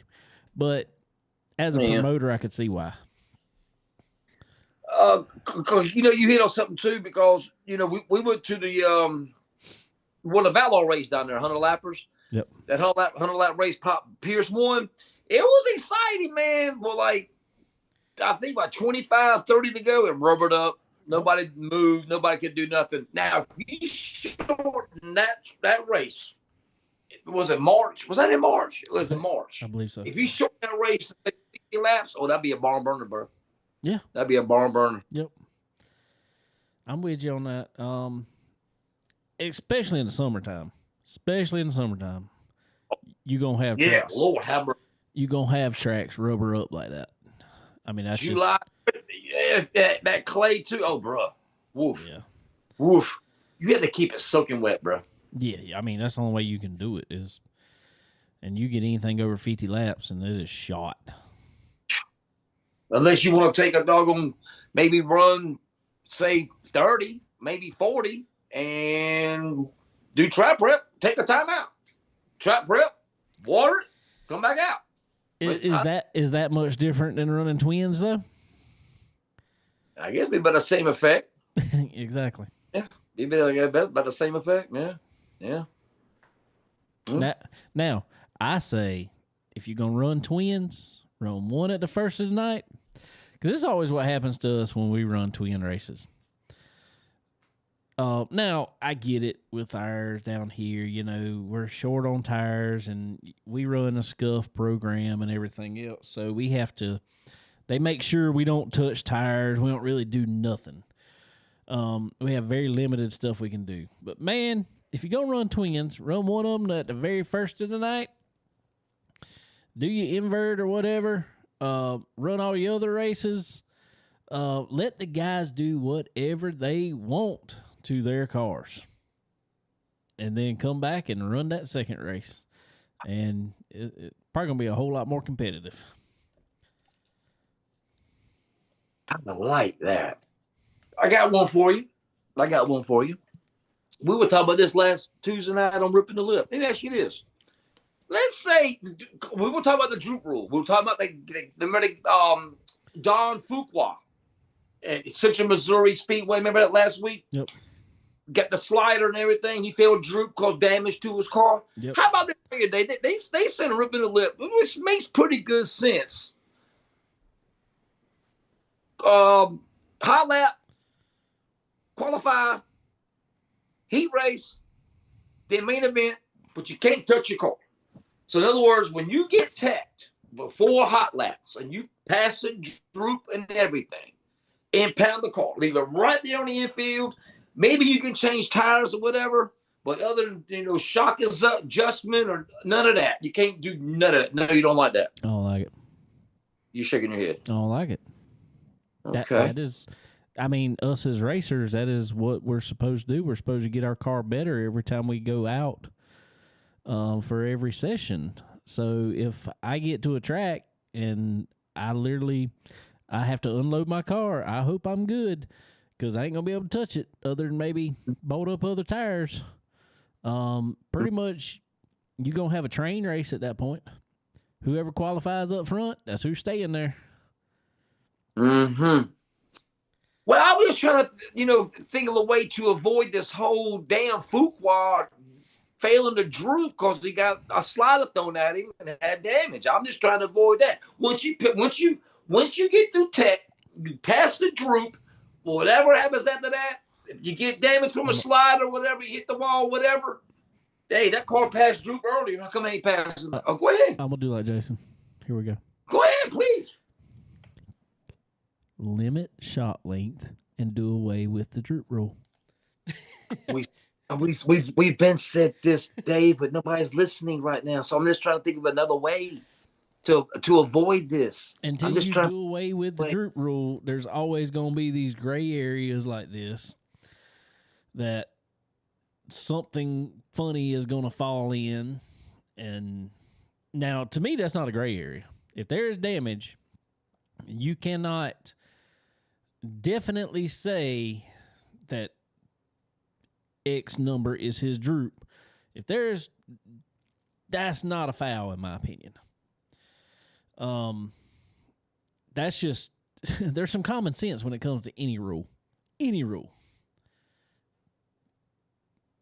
So until people start using common sense, and let me tell you something else here.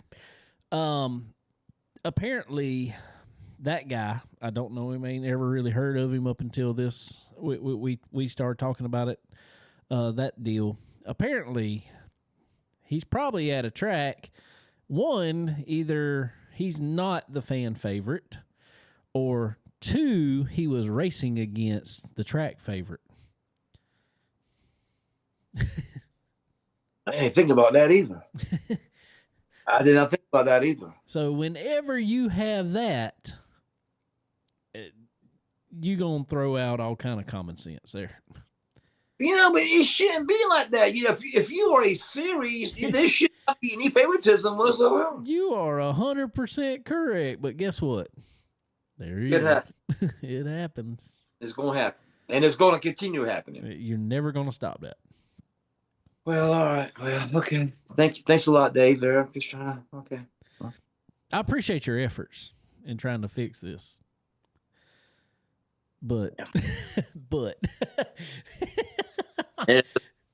there's a big butt. That Jennifer Lopez butt. Oh, anyway, what else you got? Anything Um, else? I guess this is some bad news. I hate to say this. East Moline Speedway in Illinois, another bull ring, quarter mile. They're closing the doors the rest of the year now, man. 5 weeks short of the season, closing those doors. For I good? hate. They're saying for good as of right now? For right now, unless somebody wants to, hey, there's a lease. If you want to pick up the lease, me and you, Dave. Hey, let's go. We'll move to Illinois, man. We'll move Ooh, to Illinois anyway. Let's open up East Moline, bro. Come on, let's go. ooh, I got enough going on around here. I hate it. I hate it for sure. All right, but let me I guess I'll say this, and I'm not trying to be negative Nancy on it by no means, because I hate it. I hate it anytime any track closes up. I want to be able to all right, other than them closing up, when's the last time you heard of that track?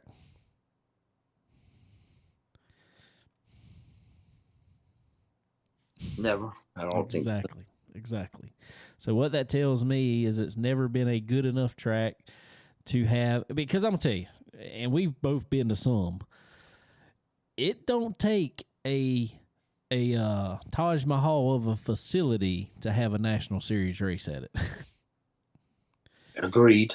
I mean, I've seen that before. that there are some that are super nice, but then there are some that's like, wow, when's the last time they cleaned this porta potty? Yeah. Yeah. Matter of fact, I was told earlier this year on the Hill Tour there was a very questionable facilities at a few tracks. That's what I'm saying. So if a track like that can't even make it to like the Hill Tour, I mean, just saying something like that, something along those lines, there's probably a good reason. Yeah, I guess you were 2 times me being negative tonight, man. I ain't trying to be negative. I'm just saying, if I mean, man, I hate it, and I've been around enough of them that, and you have too. You know when a track has a good owner and promoter, or when he's just kind of there. And I ain't putting it on him because I don't know nothing about the man, but if there's something good going on at your track, we're going to hear about it. Yeah, it's always a negative. That's when most of you hear about them. It's always negative track bashing. You know what I mean? That's right. And I haven't heard anything bad going on up there, but I just ain't heard nothing. Me either. I don't know. Matter of fact, I need to ask Swab about East Moline. That's what I need to do. That's exactly what you need to do. Oh, we do have a racetrack coming back though. Who we got? 311. I did see that. I saw that. I hit up. I wasn't 100% sure. I hit up Jeremy Clemens yesterday on Twitter. No. That was the track. I wasn't 100% sure. I thought it was Lawndale, but that's the track where the drive shaft came up there through the car and almost took his arm off. Yep. Yeah, that was 311. I thought it was, but I was leaning more Lawndale, but it was 311. Yep, sure was. That's good. I know a lot of people like that track. Did you ever go to it? No, I never been to it. I haven't either. A lot of people really like that track. They said it was good. That's what I'm talking about right there. Station wagon. Yeah, it got the pit. It's got to be a Pinto. Please give me the back of this thing. No, that is Pinto tail. I of course ain't gonna show. Pinto wagon. Hey, that's the same car. That's the same car that Kale was on here that night. Matter of fact, that's the same doggone track. It was a Hill Tour race, wasn't it, that night Kale was on? I think it was. Yeah. Go back to 311 now. What now? But no, I that is awesome to me. Track don't look in terrible shape. Looks like there's some grass growed up on it, but yes, that's a Pinto, bro. I love it. I love it. It's a Pinto. I'm telling you, I will bet every race shirt I got that's a Pinto wagon. Probably so. But I don't know. I always watched some races at it. Always looked like a pretty cool track. A lot of people liked it. What'd you think? Yeah. A lot of series went there. I was doing some fishing yesterday. Clash, Ultimate. Habitampo came there back in the day. Yeah, so 311. Yeah, I hope they get a good promoter, and I hope they do well. I looked yesterday in Google Maps. It's 3 hours away. It is. It's kind of in the middle of nowhere. Let's go. Yeah, that's what somebody told me. You get North Wilkesboro and just keep going. Yeah, but then, man, look, I'll take a ride. I will. I'll take a ride. For sure. Cool. I like it. I like it when tracks come back. And that is we're pretty fortunate. That is 2 tracks, one asphalt, one dirt, that have shut down and returned this year. So VMS, not V, but WVMS. Biggest track in the country, 5/8, gonna narrow it down to, I want to say 1/4 mile too, Dave. Good. Yeah, I like the big track. I think the big track's cool and everything, but you just can't hardly do it anymore. Man, I don't know what it is, and I don't know why. Let's just look back. Look, the whole reason, I'm pretty sure. I mean, obviously there's other reasons, but the last time there was dirt on Bristol, we had no series go there at all. And when NASCAR put it on there the very last time, we had nothing there other than NASCAR. And from what I hear, and I talked to, Earl Ramey had a pile of motors up there. I just talked to a bunch of guys up there. They were like, dude, he said, this hanging RPM on this big track is just terrible for these motors now. Mm-hmm. They said it was just killing everything. And that goes for crates and everything.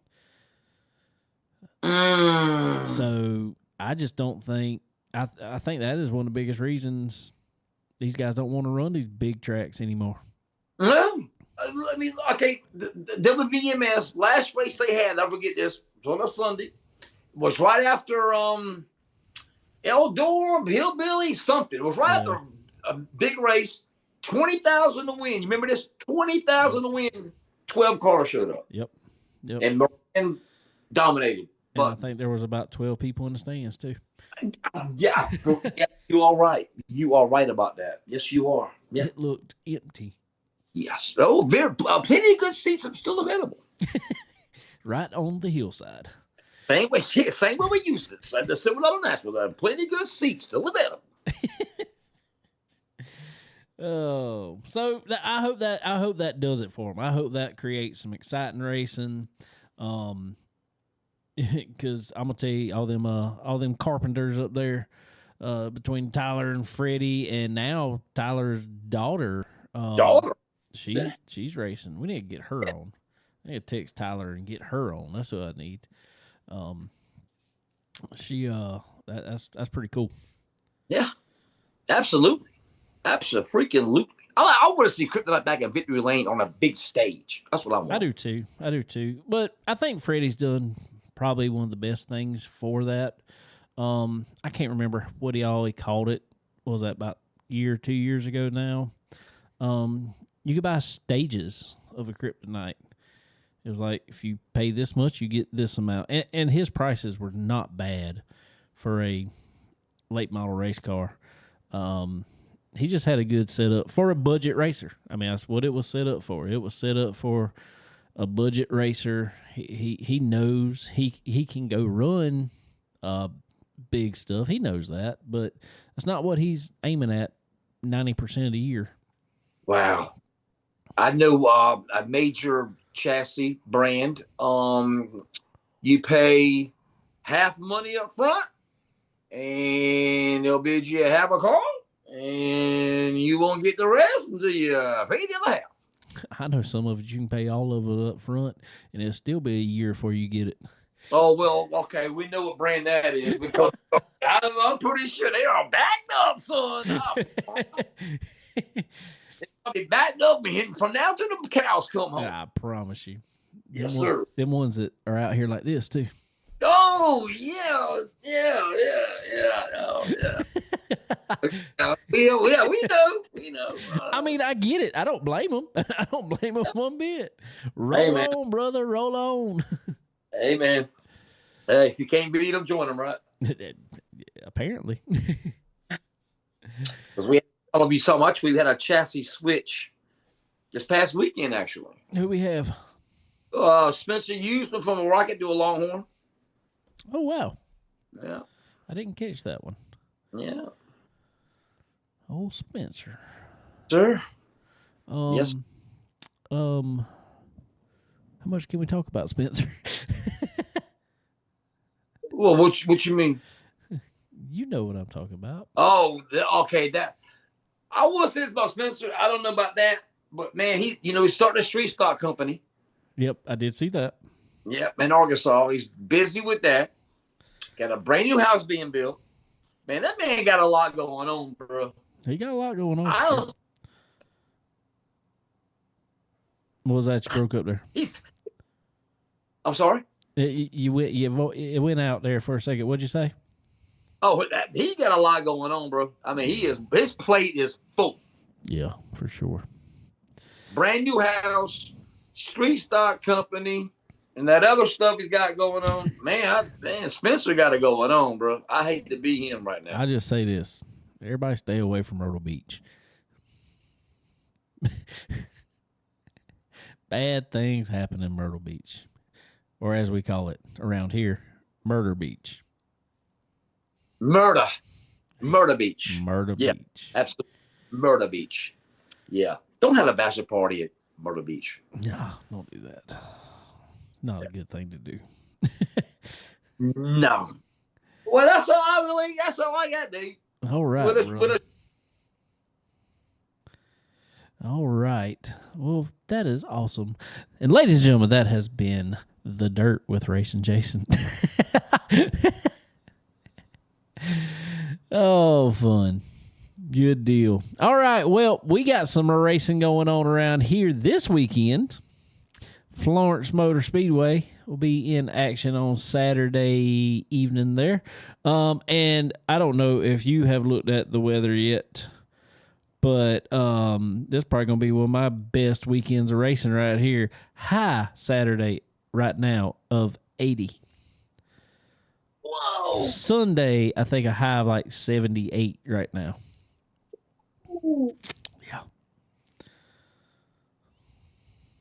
So. What is going on, bro? I don't know. It might snow. I don't even know. I hope it does. South Carolina, man. Hey, just stick around. If you don't like the weather, it'll change in 5 minutes. Yeah, I promise you. Yeah, it'll change. If you don't like it now, wait about 5 minutes. It'll change. I ain't kidding. Oh, fun. So, anyway, head over to Florence Motor Speedway this Saturday evening. Check out some racing. I think I'm going to be there. I think. Hope so. Maybe. We're doing a lot around here. We need to do some stuff in the trailer, maybe even. I don't know. It's supposed to be hot all week. Hey, if you redoing your trailer, there's been a weekend to do it. You say it ain't gonna be that hot. Well, see, we got a good little mini split in the trailer. That trailer we got is 36, 38 foot long, something like that. It's like pulling a single wide everywhere we go. Oh. And we got doors that are in the back of it. That's single. Oh my God. But we got doors in the back of it, and they work great.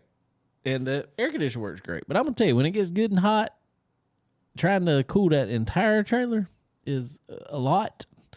So we think about moving the doors farther up in the trailer. Mm-hmm. So we just air condition a smaller section of the trailer. Mm-hmm. You know. Be cooler. Yeah, it would be a whole lot cooler. Less room to run. That is for sure. It's a whole lot cooler in here right now. I'm telling you, it's been 68 degrees the whole time I've been in here. So it's been great. I love it. That's awesome. Love it. That's awesome. Oh, but anyway. Nowadays says supposed to rain Saturday now. Go figure. I don't know. It's Florence Motor. Wow. It's Florence. Steve's got to deal with somebody. It don't rain at Florence Motor Speedway. Hey, my dad always told me, hey, if you're gonna plant a garden, put it right next to the racetrack. It's guaranteed to rain. So there you I go. promise you this. I don't know. It don't at Florence Motor Speedway. They give No. in 3 years, 4 years now. I don't know. They might have canceled one race. Oh, it's asphalt too, though. All you got to do is get the doggone Titan out there. No. See, this is where you mess up at, because this asphalt that is on Florence Motor Speedway is pretty daggone old, and it's got quite a few cracks in it. And let me tell you what happens when it rains over there. It all of a sudden starts coming back up. Oh, no, not the General Walter Weepers. And in the legend cars, you will bust your tail going into one. Not the General Walter Weepers. It's got a bad one going into one if it rains like that.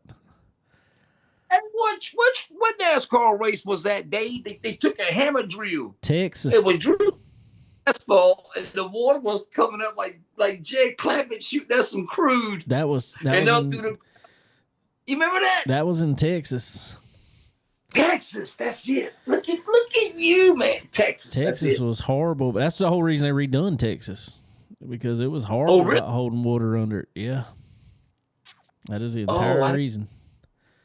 It could rain a week before, and there was still water coming up out the track. Was it that bad? Yeah, it was bad. It was bad. They had to go in. Wow. They had to go in, and they said I think they had to.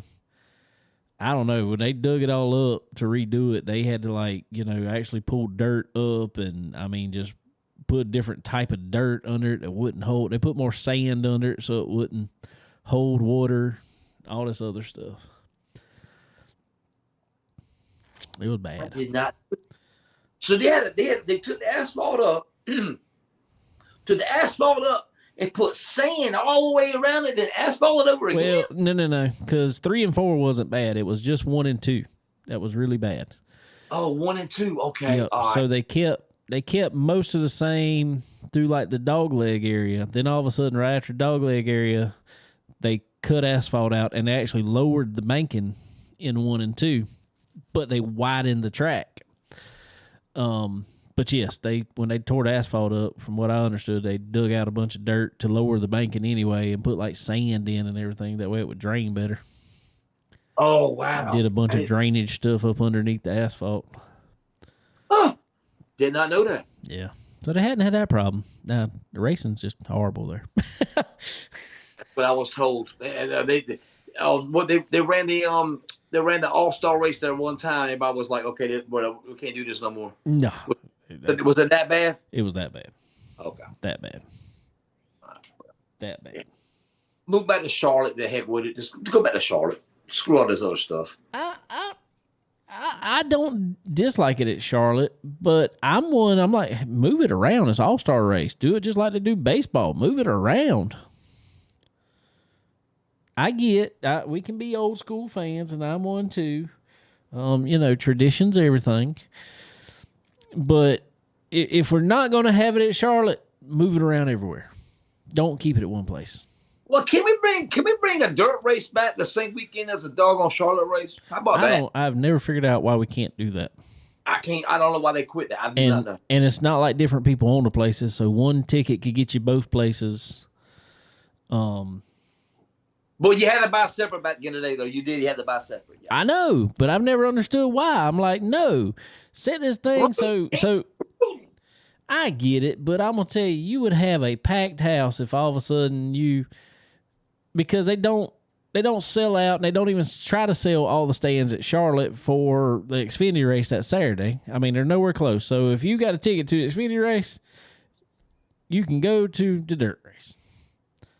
Yes, sir. I did watch a little bit of Indy yesterday. Man, that place was packed. Oh, God. What was packed? The toilet? Because it sure wasn't packed in the stands. I think Souvenir Road, maybe. And they're like, oh, there were 70,000 fans there. I'm like, where were they? Yes. Oh, they said 70? They said around 70. They said that's what was there last year, and it was about the same amount this year. That is awful. That is freaking awful. For a track that holds what, 200? That was awful. Something. 250, 300,000 people, man. Yeah. Come on, bro. Yeah, it was bad. It was rough. That was what I wanted to get out before Cade come on, I guess was taking us this long. We were talking about playoff stuff. NASCAR wants to change the playoffs, or wanted to change the playoffs. And what they're saying now is, and kind of Mark Martin chimed in on, there's been this whole big old deal. Mark Martin hates the playoff system. He thinks it needs to go back to the old Cup style. Daniel Trotta and Larry Mack kind of had something to say, but apparently they weren't talking about Mark Martin. They were talking about Denny Hamlin. Yeah, keep me up to speed. What's going on with Daniel Trotter, Larry McReynolds, and Mark Martin? What's going on there now? They mentioned something. They were like, somebody needs to get out of the old school way of thinking. We got to have playoffs, blah, blah, blah. And she said, I'm not going to say who it is, but it's somebody that's on the playoff committee. You know, they want to go back to the old style. And Larry Mack says, well, let me guess. It's somebody on there that doesn't have a Cup championship. Is the way he said it.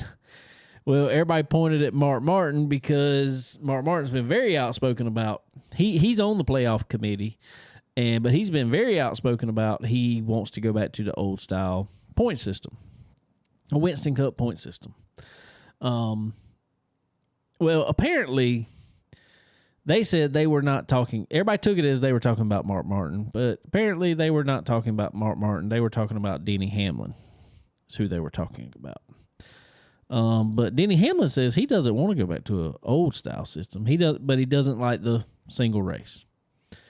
So I don't know who they were talking about, but they sure caused a stir.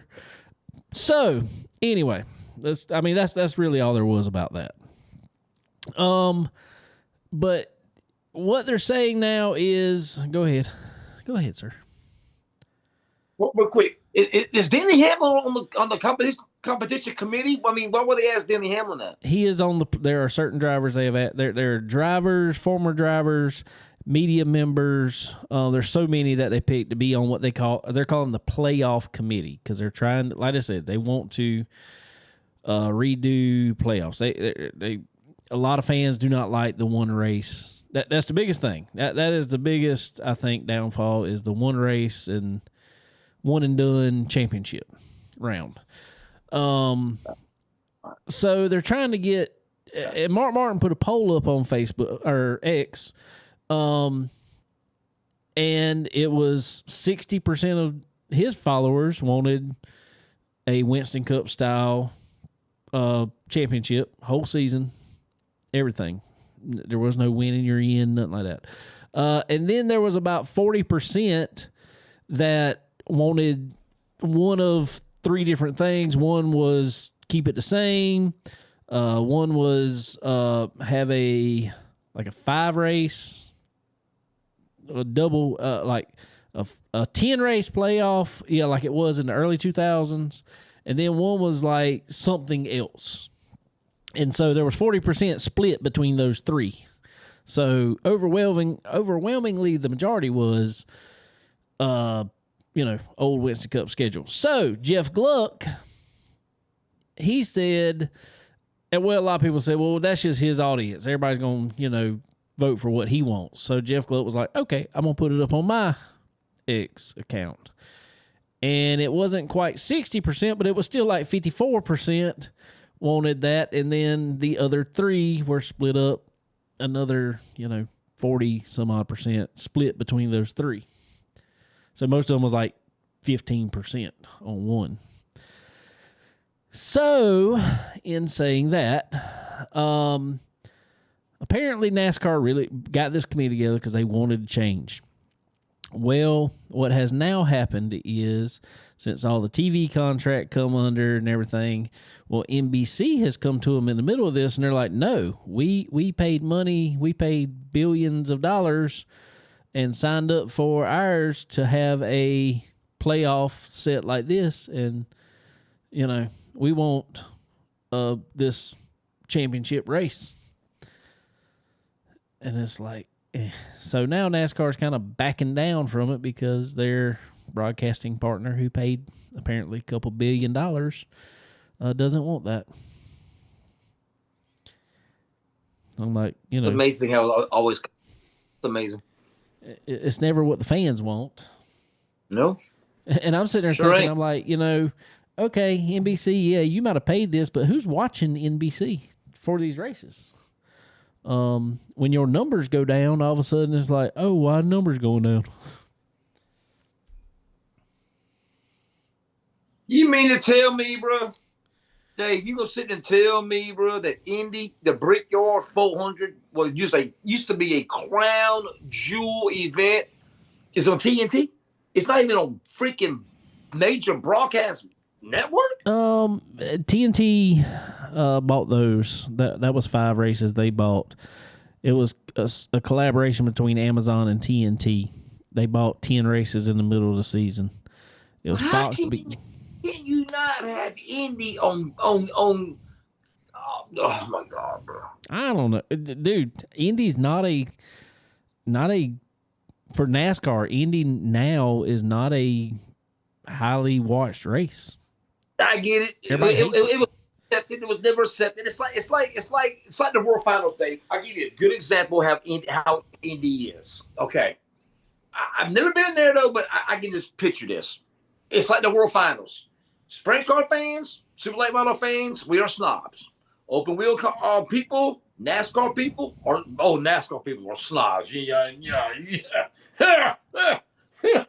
They just don't know any better. Bruh. So yes, NASCAR has never accepted an Indy. Yes, I get it, but this is Indy, man. I don't really think it's NASCAR never accepted Indy. I really don't think it's that, because I'm gonna tell you, the first couple races there, if you look back, they were packed.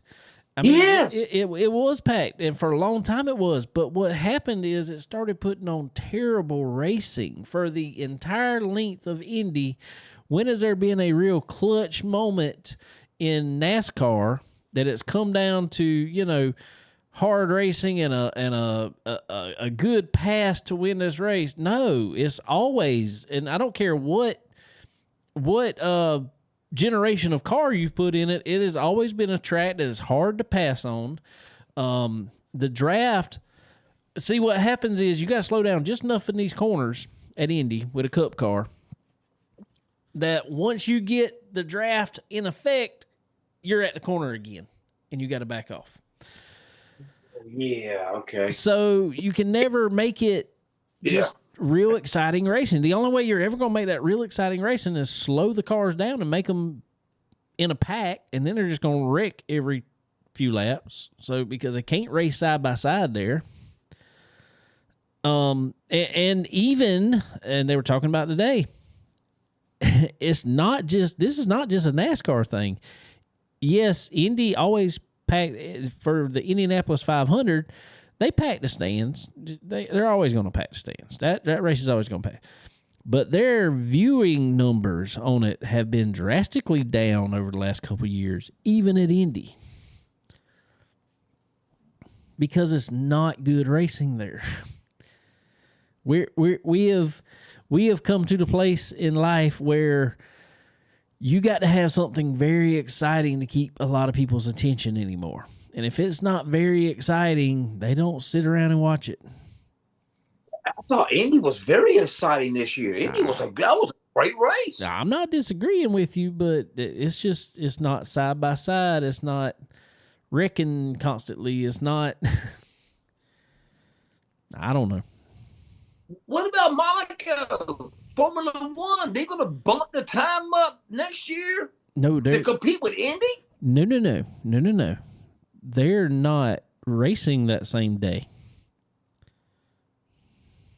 That is a... Wait a minute, what? This past year was the last time for the 3-day special, as they are three in one day. No, they are moving dates on Monaco. Oh, I did not. I thought they were bumping the time up to compete with Indy. No, they're moving dates. So when they gonna race Monaco now? I'm not even sure. Let's see if I can pull it up by chance. Wow, I did not know that. That's the last I heard anyway. I don't keep up with F1 too much, but That is a long day, but God, that's a great day, though, man. That is a great day. I can't believe Formula One is doing it. Why is F1? yeah, they have moved the Monaco Grand Prix to June 5th and through 7th in 2026. Wow. Yep. That's a week after. Yep. I'll be darned. And from what I heard, let's see. F1. Well, their viewership gonna go down. I promise you. They Big just time. Big time, because that's not a great race anyway. It ain't. Oh, what they did though. It reminds me of a rubbered up one lane dirt track. Yeah, for sure. Now, what they did do is F1 will be at the Canadian Grand Prix on Memorial Day weekend, competing against Indy. Yes. Yes. Okay, I didn't know they moved. Oh, wow. So you're really killing, because I promise you there's a lot of people come down from Canada to watch that race. So you're really killing the audience there. I bet you every race shirt I own. I love this man. That man is awesome, bro. I love Kevin Griggs. I bought that. Oh, yeah. From around here. That's right. Well, we have gone on very long tonight. But We should almost 2.5 hours. I know. Woo. Oh, but anyway, brother. Well, I guess we need to let it roll. So I appreciate you as always, man, coming on. Appreciate you. Man, it's been fun. Glad everybody's hung out with us tonight. It's been a long one and a fun one. Appreciate Cade Loudy jumping in with us. That was really cool. Cool to see him picking up, and congratulations to him for picking up his 2025 Southern National Championship and Rookie of the Year. So that's pretty cool. So appreciate him.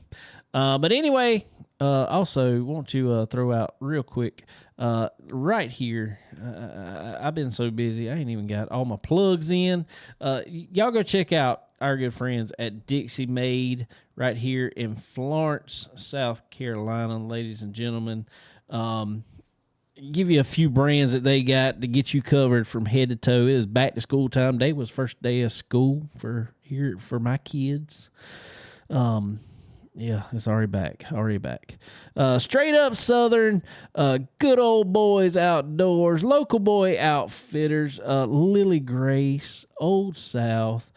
Let's see, Girly Girl Original, Drake, Strutting Cotton, just to name a few. There's so many more. Simply Southern, so many more. Go check out our good friends here at Dixie Made right here in Florence, South Carolina. You definitely need to go check them out. Also, MPM Marketing, www.marketwithmpm.com. You need to get in this game of getting your brand out there. You need marketing help. You need somebody that's a professional at it. Tanya over at MPM Marketing knows everything you need to know about it. Also, Fresh Chef, ladies and gentlemen. Fresh Chef in the Race City area of North Carolina, which is all over Central North Carolina. Go check them out. Fresh Chef, daily food and drink specials.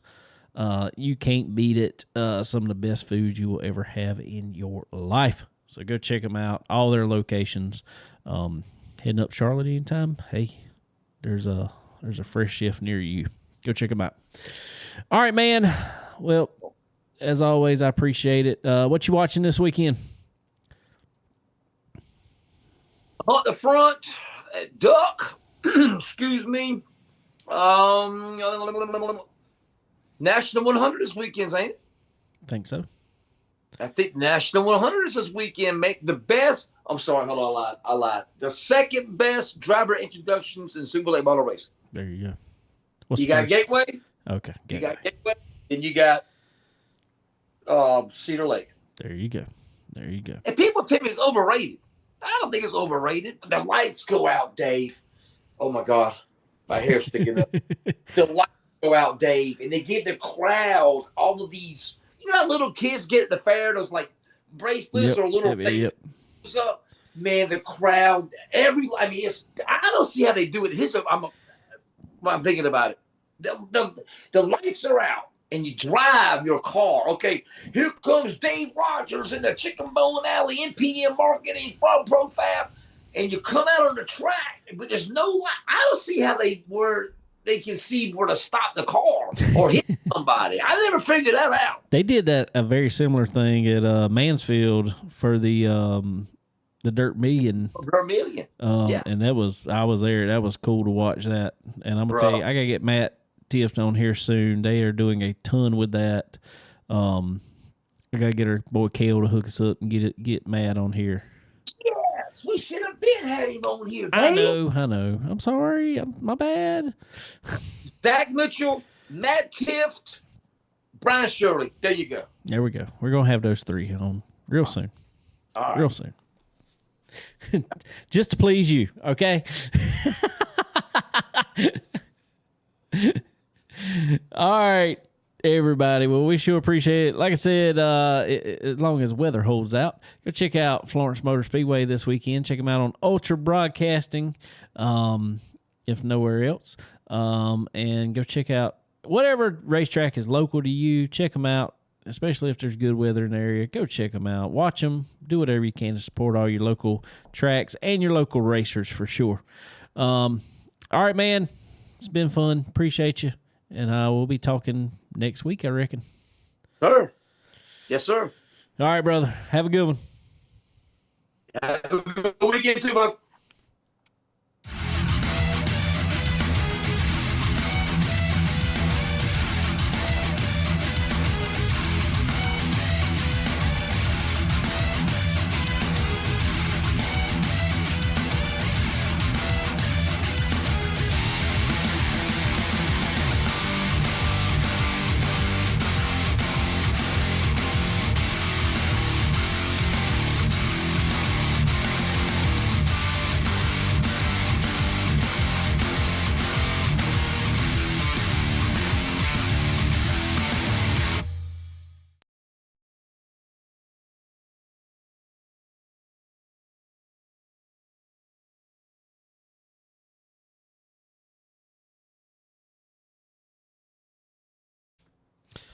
All righty, ladies and gentlemen. Appreciate all y'all. I think I'm going to jump off here. I'm going to go eat something here in a minute. I'm hungry. Y'all have a good one. We'll be talking with y'all next time.